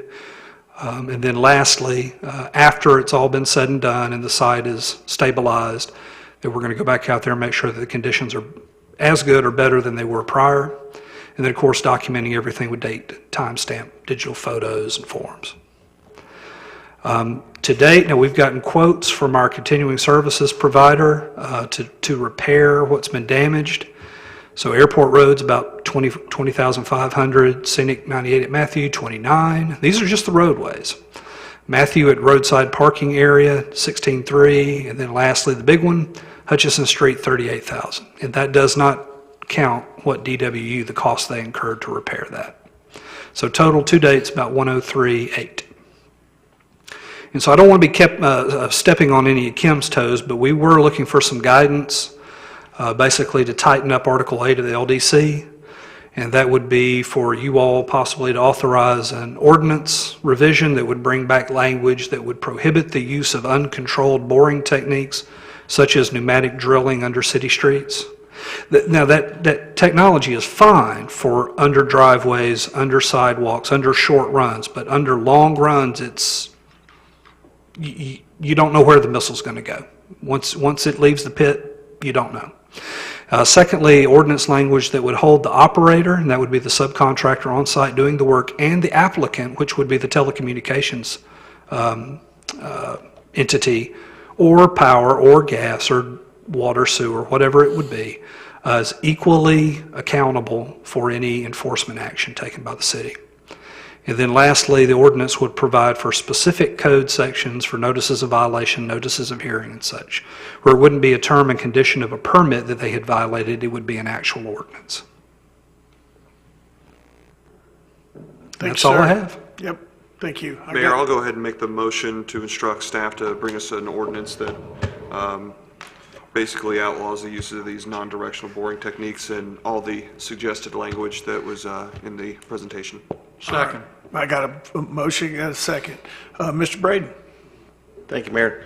I was real curious that was one thing I was going to ask is where did this report come from and how, where did it originate from? And you had said that somebody called because they were tearing up the roads out in Crystal Beach, and I guess the contractor would have he'd have got caught because he punched through a sewer main and a water main out there.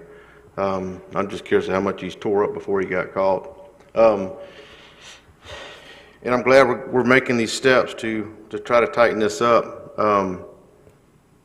because I know the city always gets the short end of the stick. I mean, they tear our stuff up and we have to pay for it. I mean, they run over aluminum railings, and I know the directional boring is the way to go, but they still tore up a lot of our irrigation sprinklers, or the wiring, the valves and stuff. You know, when they drilled along 98, tore all that up and left, and we had no idea until we turned it back on, and I guess the city was stuck footing that bill.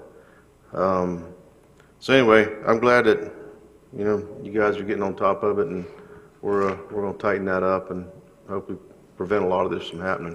If I could add one thing, Mayor, the maintenance of traffic is also a big deal in our department, and just for public safety standpoint. But when we get jobs performed for us by our contractors, typically they'll charge us around $1,500 per day for maintenance of traffic. So I see not setting up maintenance of traffic kind of as a cost avoidance. And so certainly doing our pre, during, and post-construction inspections, we'll be able to tighten up on that as well. Yeah, and maybe when our staff's putting together this ordinance, we can have some language in there with some penalties and fines for not adhering to the permit requirements and/or any damages because of operator error, because we shouldn't be putting foot in the bill. If they're under contract, especially to the city, if they break something, they ought to fix it. Ms. Kopp, you think that is a wise move? Yes, sir. One other thing I'd like to add, Mayor. Steve Schmidt with DWU caught some of these fellas out on Airport Road. That's how we discovered what they were doing there. And when his staff approached them about not having a dig ticket, they took a magnet out of the back seat of the truck and put it over the decal that was on the door as a different company. And they had pulled a dig ticket under a different company name.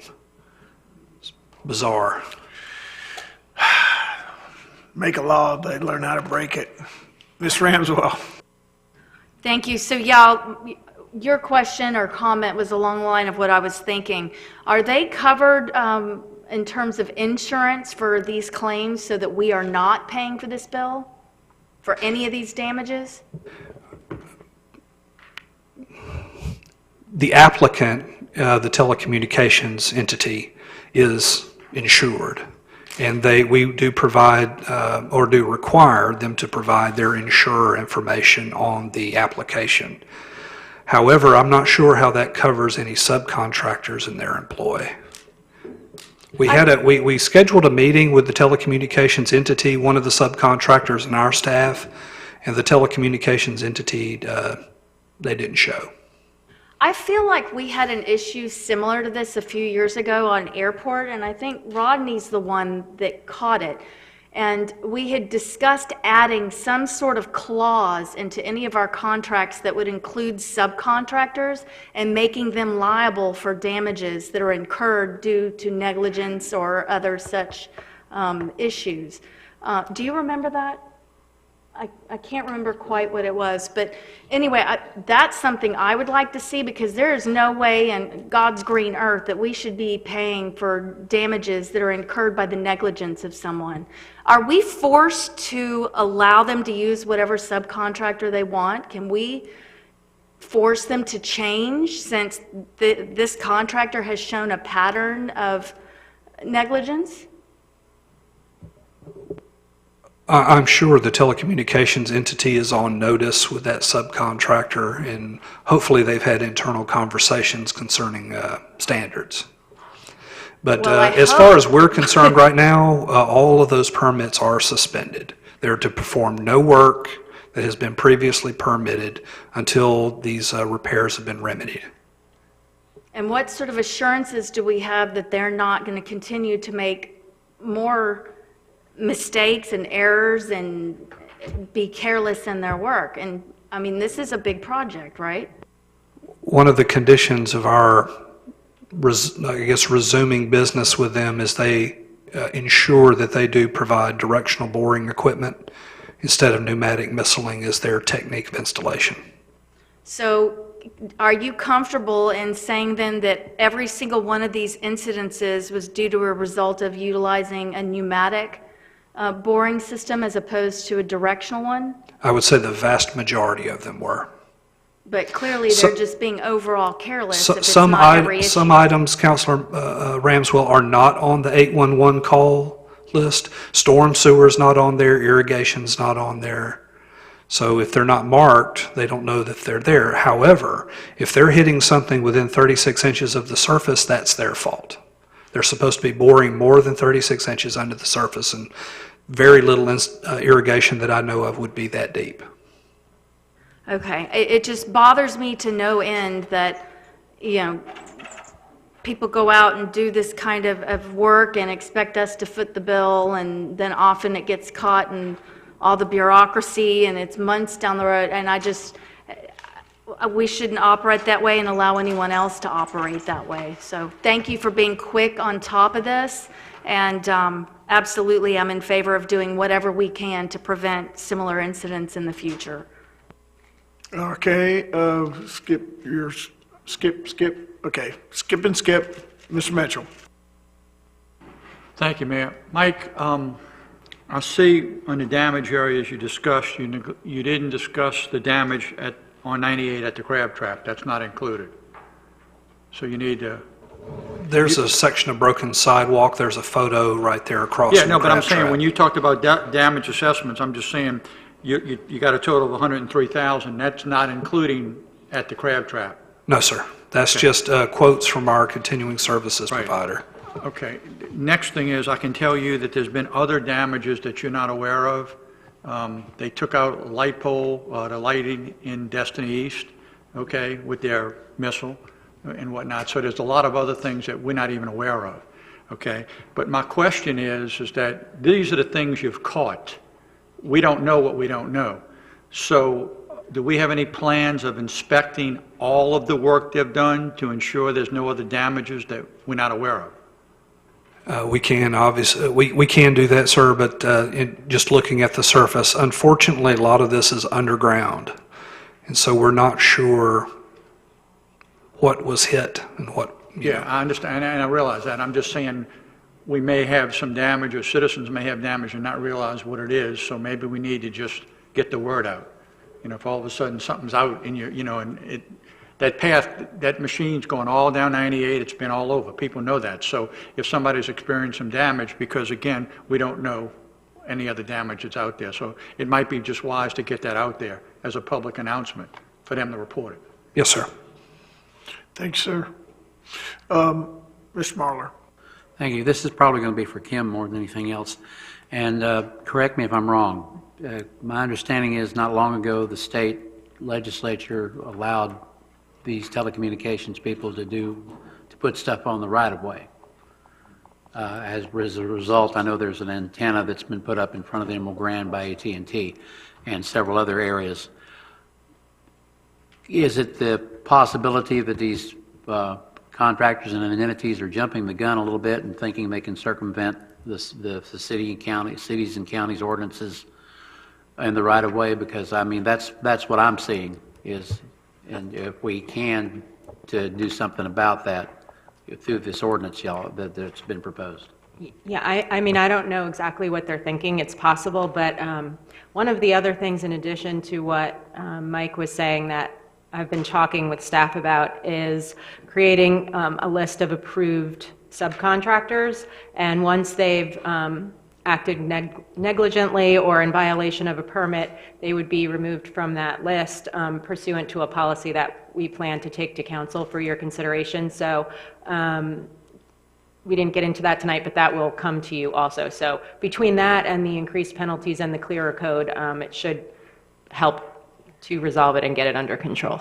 Okay, if it's possible, I would like to, if you can get a hold of what the legislature, state legislature created. I mean, I'm only hearing it through other sources. There is statutory language that allows certain small cell facilities to locate in rights-of-way, but they are not permitted to damage public property, and our permits require that if they do damage public property, that they have to restore it to at least the condition it was in prior to the work. So they are absolutely responsible for restoring our property, and we're going to ensure that that happens. I'm just speaking to future ordinances and policies that we will bring to you to prevent this from happening again. Okay, thank you. Ms. Ramswell. Thanks. And Mike, you jogged my memory. The incident, I believe, that occurred was on Airport Road, and there was some repair that had been made, and a year later, months later, something happened in the road, and when they went underneath to check, they found out that whatever had been repaired had not been repaired properly, blah, blah, blah. Y'all may remember, I don't remember the exact details. So what I'm getting at is, we discovered in that case that it had not been inspected before it was complete. What sort of process or procedures do we have in place? And if there aren't any, shouldn't we put something in place so that each job site and locations like this where they're boring underground or doing anything underground, that we have someone that can inspect that and ensure that the work at least superficially appears that it was done properly? Yeah, the slide, well, you can't see it right now, but there was one slide called an ounce of prevention, and those are some new procedures that we're implementing to kind of curb this from happening again. Is a pre-construction inspection to determine existing site conditions, trying to be out there while they're doing what they're doing, and then, of course, going up for a follow-up afterwards. In addition, we may put in some language requiring a 1-year warranty for the pavement in the area where work was performed, just in case something like you described would happen.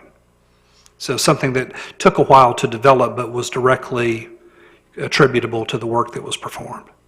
And that's an excellent clause, because I know when they were doing the swales and different things throughout Indian Bayou, they had nicked like an irrigation pipe, and they had just put another piece of like PVC over it, thinking it would patch it. Well, over time that's separated, then there's a giant leak, and you look at it and go, you know, what on earth? So yeah, the quick fix that does not essentially work is not acceptable. So it's very good to see that you're thinking in the same line that I am, that we've got to inspect these things before they're closed up, and suddenly we have a much larger problem, and they're saying they're not at fault. So thank you. All right, we've had a motion, we've had a second, we've had discussion. Is there any other further discussion? Seeing none?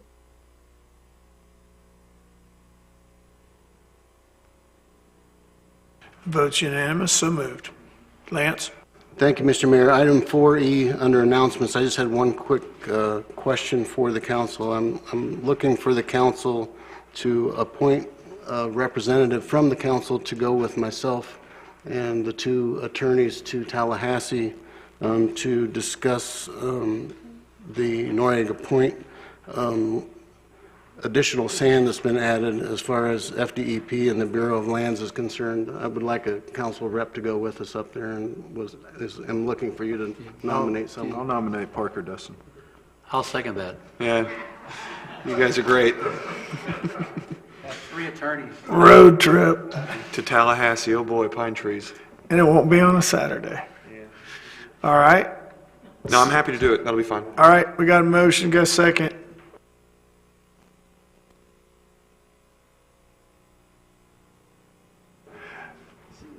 See ya. So moved. That's all I have, Mr. Mayor. All right, let's move right on. In fact, let's take a quick 5-minute break.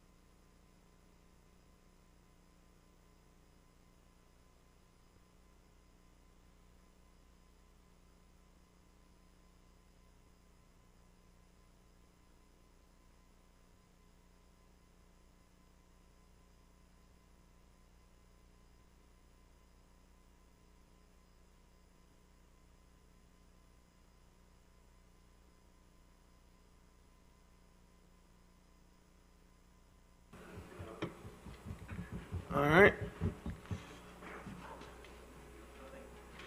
They'll be here in just a second. Kyle, if you want to go Meanwhile, ahead and back at the ranch. start reading it, and then I'll open up the public hearing portion. All right.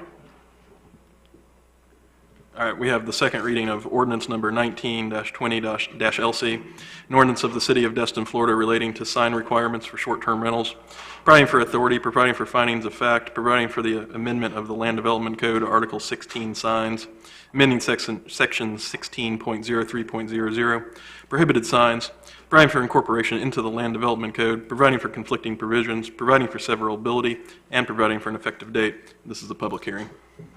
Thank you, sir. We got quorum, right? Patty, would you like to step up? I saw you moved here. The word public hearing portion of sign requirements, short-term rentals. Do you have any comments?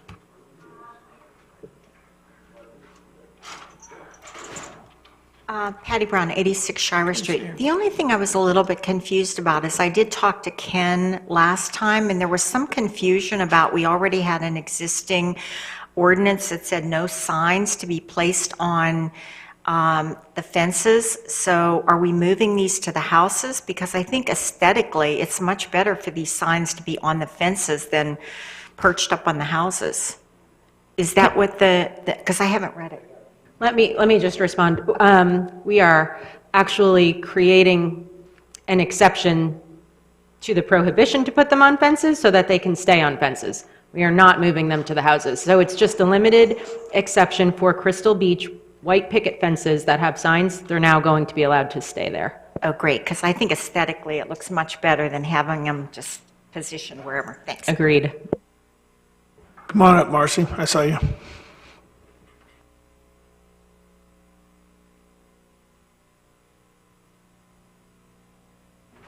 Marcy Bell, 3 Gulf Breeze Court. Did you remember that, Mayor? Just asking. Where you live at?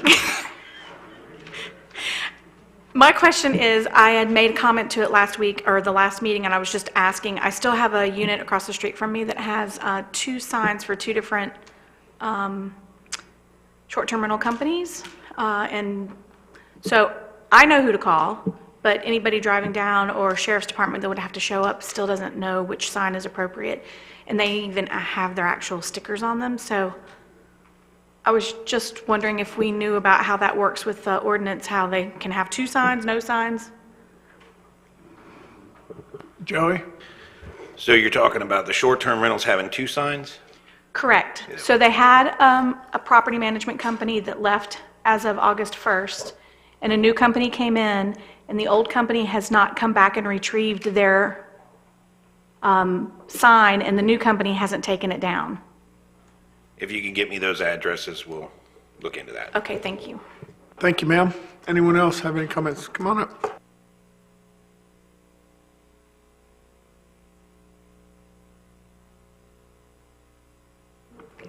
Sam Perman, 4652 Destiny Way. I want you to know that I very much appreciate that you are taking on the issue of all the damage that has been caused recently. But sometimes things are unseen.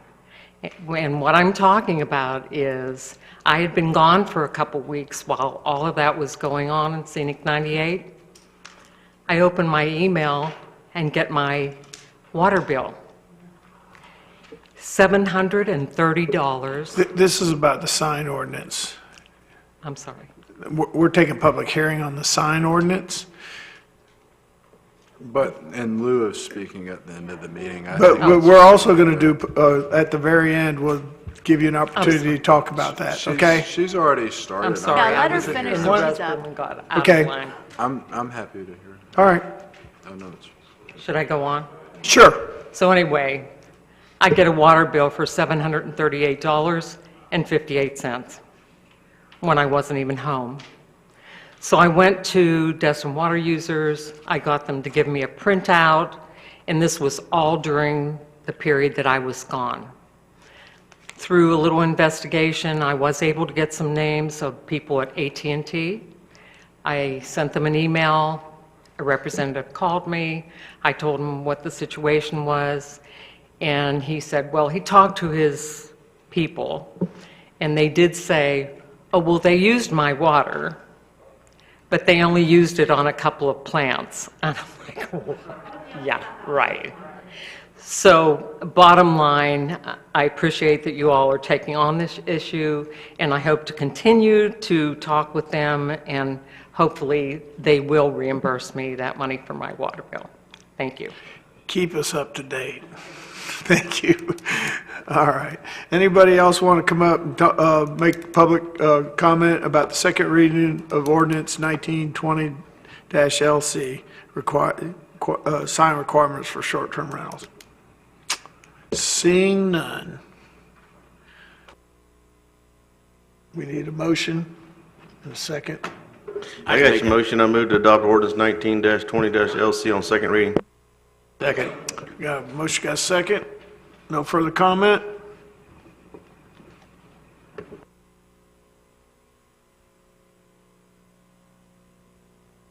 The vote is unanimous, so moved.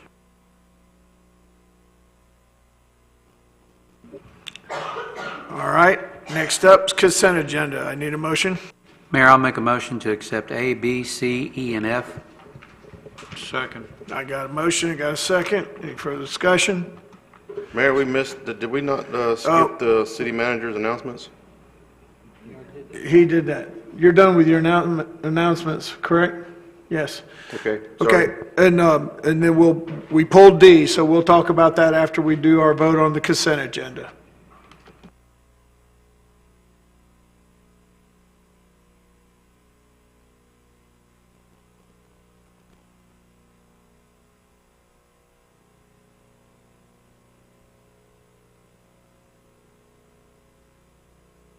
Vote is unanimous, so moved.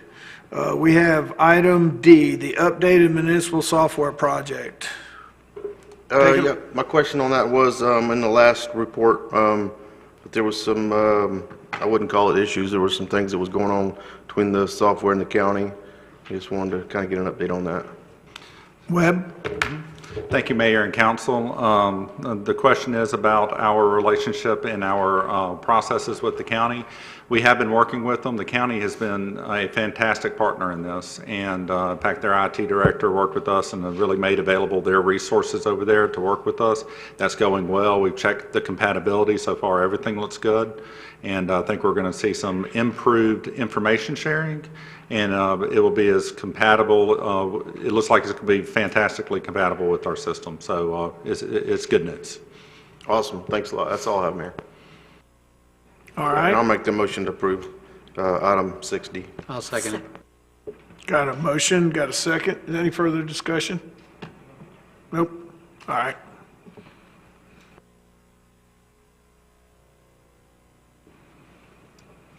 Unanimous, so moved. Councilmember Braden. Thank you, Mayor. City Manager, do you have anything on Calhoun Park as far as the repairs on that seawall? I know we were waiting on approval or something for some money. Lisa, do we have any updates on the FEMA funds for that?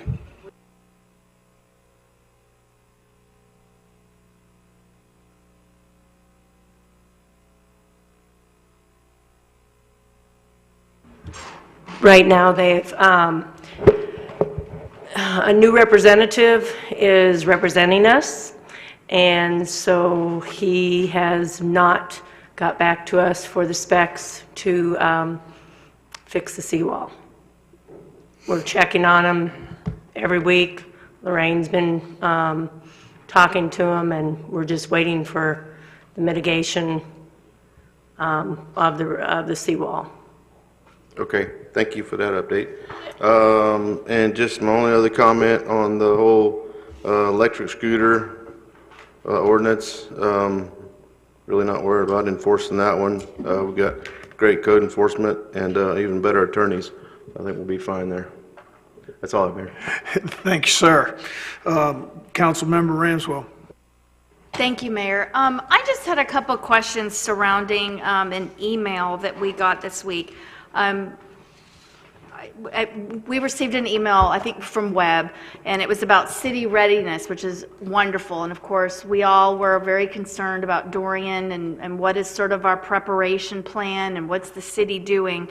And I had a couple questions because I love that this was being done and that the city was taking a look at some of the things and how it would be impacted and what the proper protocol would be. But I was just wondering if, I guess number one, why was this being done now? I mean, better late than never, but wouldn't it be great to kind of fit it into a plan such that perhaps we're reviewing this plan every April or something, and then you talked about checking the different hardware and stuff. Maybe we do every year in February, March, I mean, sometime before hurricane season, check the plan, check the hardware, like add it into some sort of systemic protocol so that every year what this is automatically done and things are checked and updated rather than waiting till there's a massive storm that, oh my God, you know what I mean? I just wanted to bring that up because I love that this was done, but I think it could be improved on even more by doing it earlier in the season and making sure it's preventative rather than reactive. So during the month of May, I met with all the senior leadership team and asked them all to review each department has their own responsibilities when it comes to emergency management, and then public services takes the lead role. And I asked them to do exactly what you're saying, is look back at the processes. If we need to improve them, then improve them, and then revise them so that they're in place. And some of the revisions did take place. I know they were in place for June. I think this was probably the first time we had an opportunity to act almost live, and they followed through, and they were in communication with me, and I said it would be a wise move if we went ahead and acted like this thing was going to come here. So I love it, and I'd like to see it, and I noticed it wasn't on here for council review. It was more of a staff and a city manager review, but I'd personally love to see it. And just like that discussion we had a month or so ago about the EOC, which is whatever little building we have in the back that I've never even seen. I mean, I'd just like to be informed of the process. So, you know, people ask me, and I'm like, oh, I don't know. So I would just like to know, and I'm not saying we need to approve because that's certainly under the city manager's purview, but I would like to see it, just be informed. Thank y'all. Mr. Mitchell. Thank you, Mayor. Well, first of all, thoughts and prayers to those infected by that hurricane, and thank the Lord that it didn't hit us, number one. Second of all, in regards to the crab trap, I know there's some ongoing maintenance issues there. Honestly, I haven't been out there to take another look at it, but I can tell you right now there's 5 lights that are out in the parking lot. 5, okay, in the parking lot. I know it's not ours, but if we could reach out to the county, that's just an ongoing battle. They have installed turtle lights out there now. That just happened within a week or two. So they've taken those bright spotlights on the beach and replaced them with turtle lights out there. But I'm talking about the parking lot lights, they're out.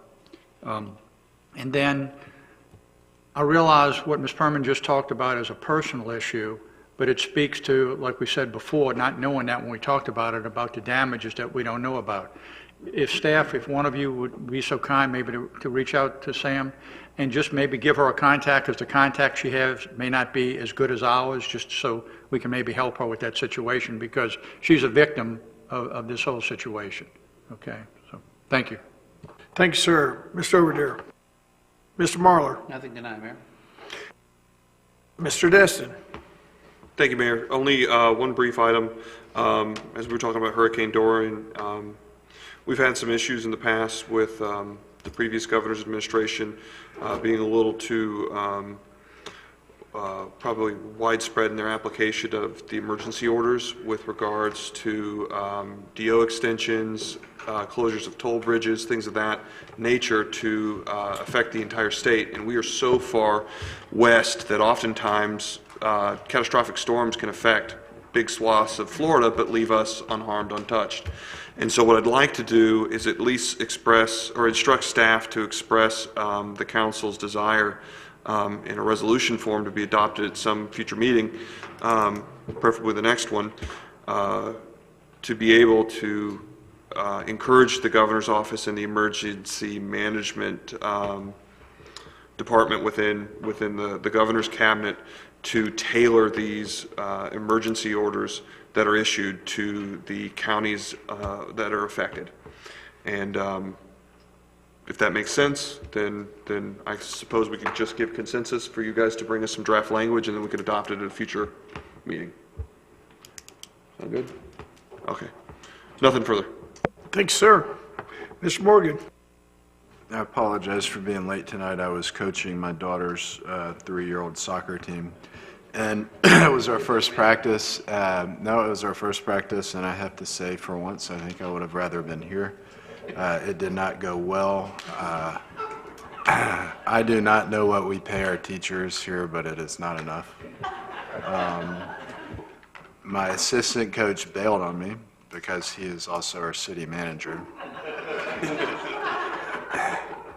But here I am, and yep, thank you. Thank you, sir. I have nothing. Land use attorney. Nothing tonight, thanks. City attorney. Just real quick, an update on the East Pass DOA litigation for the Army Corps permit. The county did yesterday vote to intervene in that action as well. So with council's consensus tonight, Ken Ortell and I would like to move forward in defending the Army Corps permit in that litigation. All right. Yes, most definitely. I was at the legislative session for Mel Ponder and Senator Broxson and Senator Rain Gaines, and the Sherrys were up there at the podium saying the same old, same old. So if we don't take these corrective actions now, we're just going to be held hostage by these people for years. So do whatever we got to do to make it as ironclad as possible. It's our permit. We want to work with the Corps and get some sand to our people. All right? All right. Anyone have anything else? Mayor, I have one thing before we open to the public. City manager, I'd like to get a report from our code enforcement on this past season. Thank you. Very good. Thank you. All right. Last time for any public input. Ken? Marcy? You can come up, sit up front here. Okay. Ken Wamp with 310 Laripe Loop. Councilman Braden, it's funny you should say that. I've spent the last week doing exactly what you just asked for. So since October of last year, which was the last time I reported on the code enforcement items, I've done it through August 16th. I think it was August 16th. So clearly, it's not the whole year, but it's pretty close. So surprisingly enough, I'll just go through the big three. The big three is trash, noise, and parking.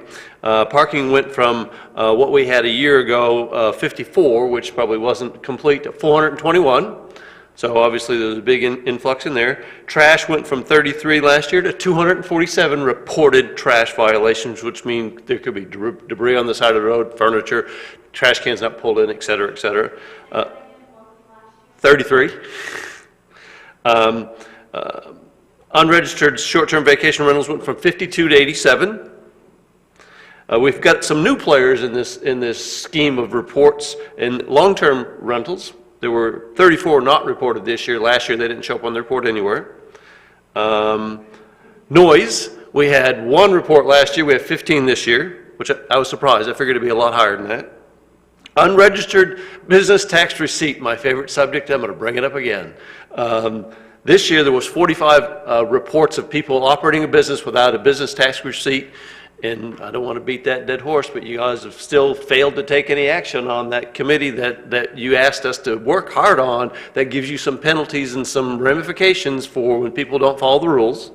Signs is a new thing that showed up this year. You had 86 reported sign violations, and the miscellaneous could be anything from someone's lights are shining in their house, a barking dog, which could be noise, someone not picking up feces. There was 251 last year, there was 291. So all in all, there was an 835 increase in the reported code violations for October of last year to August of this year. So I haven't done the percentages, but at the end of the day, I think that what you all have done from an ordinance standpoint, what you've done from code enforcement has made a big impact.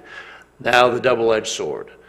Once people start communicating and reporting code violations, and the more ordinances you adopt, the busier that staff becomes, therefore they can't ever keep up with it. So kudos to them for trying, but I think the residents in the community have heard what the city council has said relative to reporting these things, and that's happening, and Joey's finding himself overwhelmed. So thank you to everybody. Ken, excuse me, a couple of questions, please. Fire.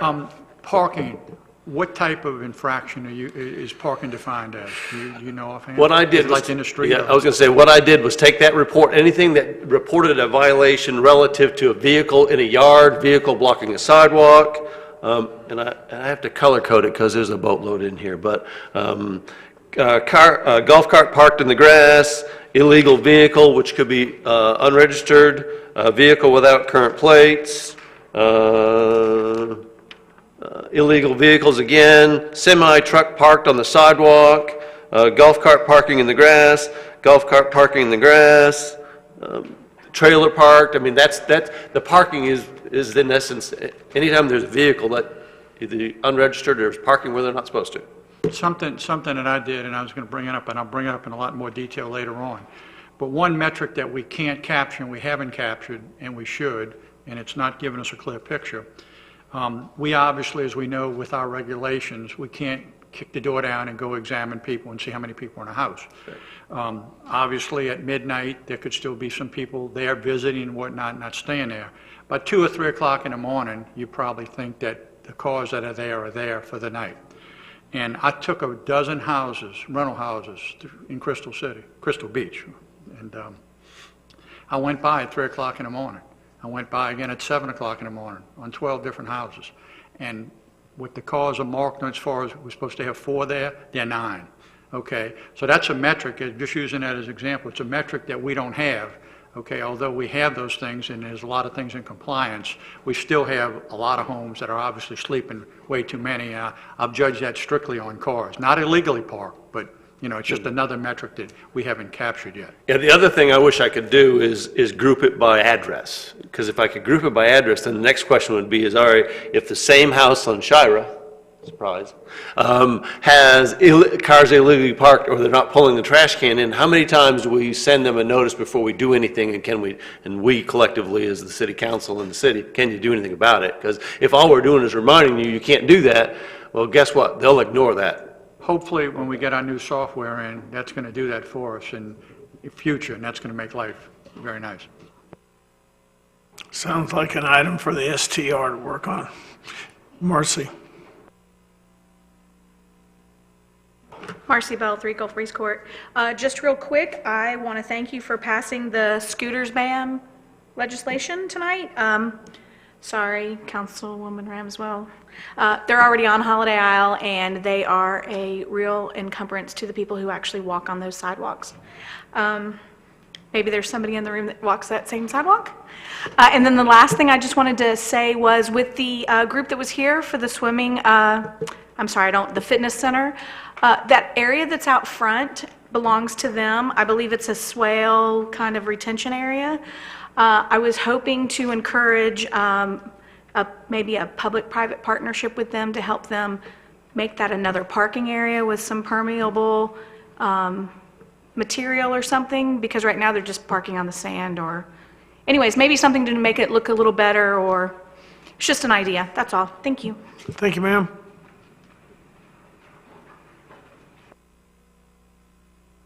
Brown, 86 Shara, Dustin. So one of the things that has been really frustrating to me is, you know, we tackled the trash and the trash cans. And I know we're still not getting a lot of reports about what's going on, but I can tell you, I personally had 3 rats in my house this year. And when I contacted exterminators, I was told this is a huge problem in Crystal Beach. And if you drive down the streets, you will see trash packed up beside trash cans in bags. This is still a really big problem. And so I think it's something that we need to look at again as short-term rentals. but I don't think the reports that showed that were called in really address how significant this problem is, not only in Crystal Beach, but Holiday Isle. So I hope we can deal with this, because no one wants rats in their house. It's not fun. And I think, it's something that your task force that you're on can look at by requiring additional cans. Because 12 people are going to make more trash than one that's had 5. And so the only way to address it, especially if they fill up the first one, is they really need to have more than just one can, which means Waste Management will charge them more.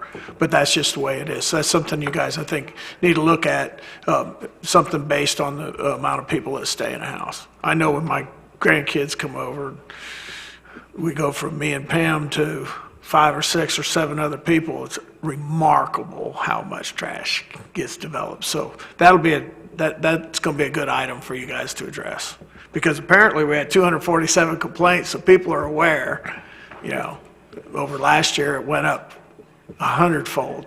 So that's something we'll tackle. Other than that, any person else in public want to say? If not, I am going to call this meeting adjourned.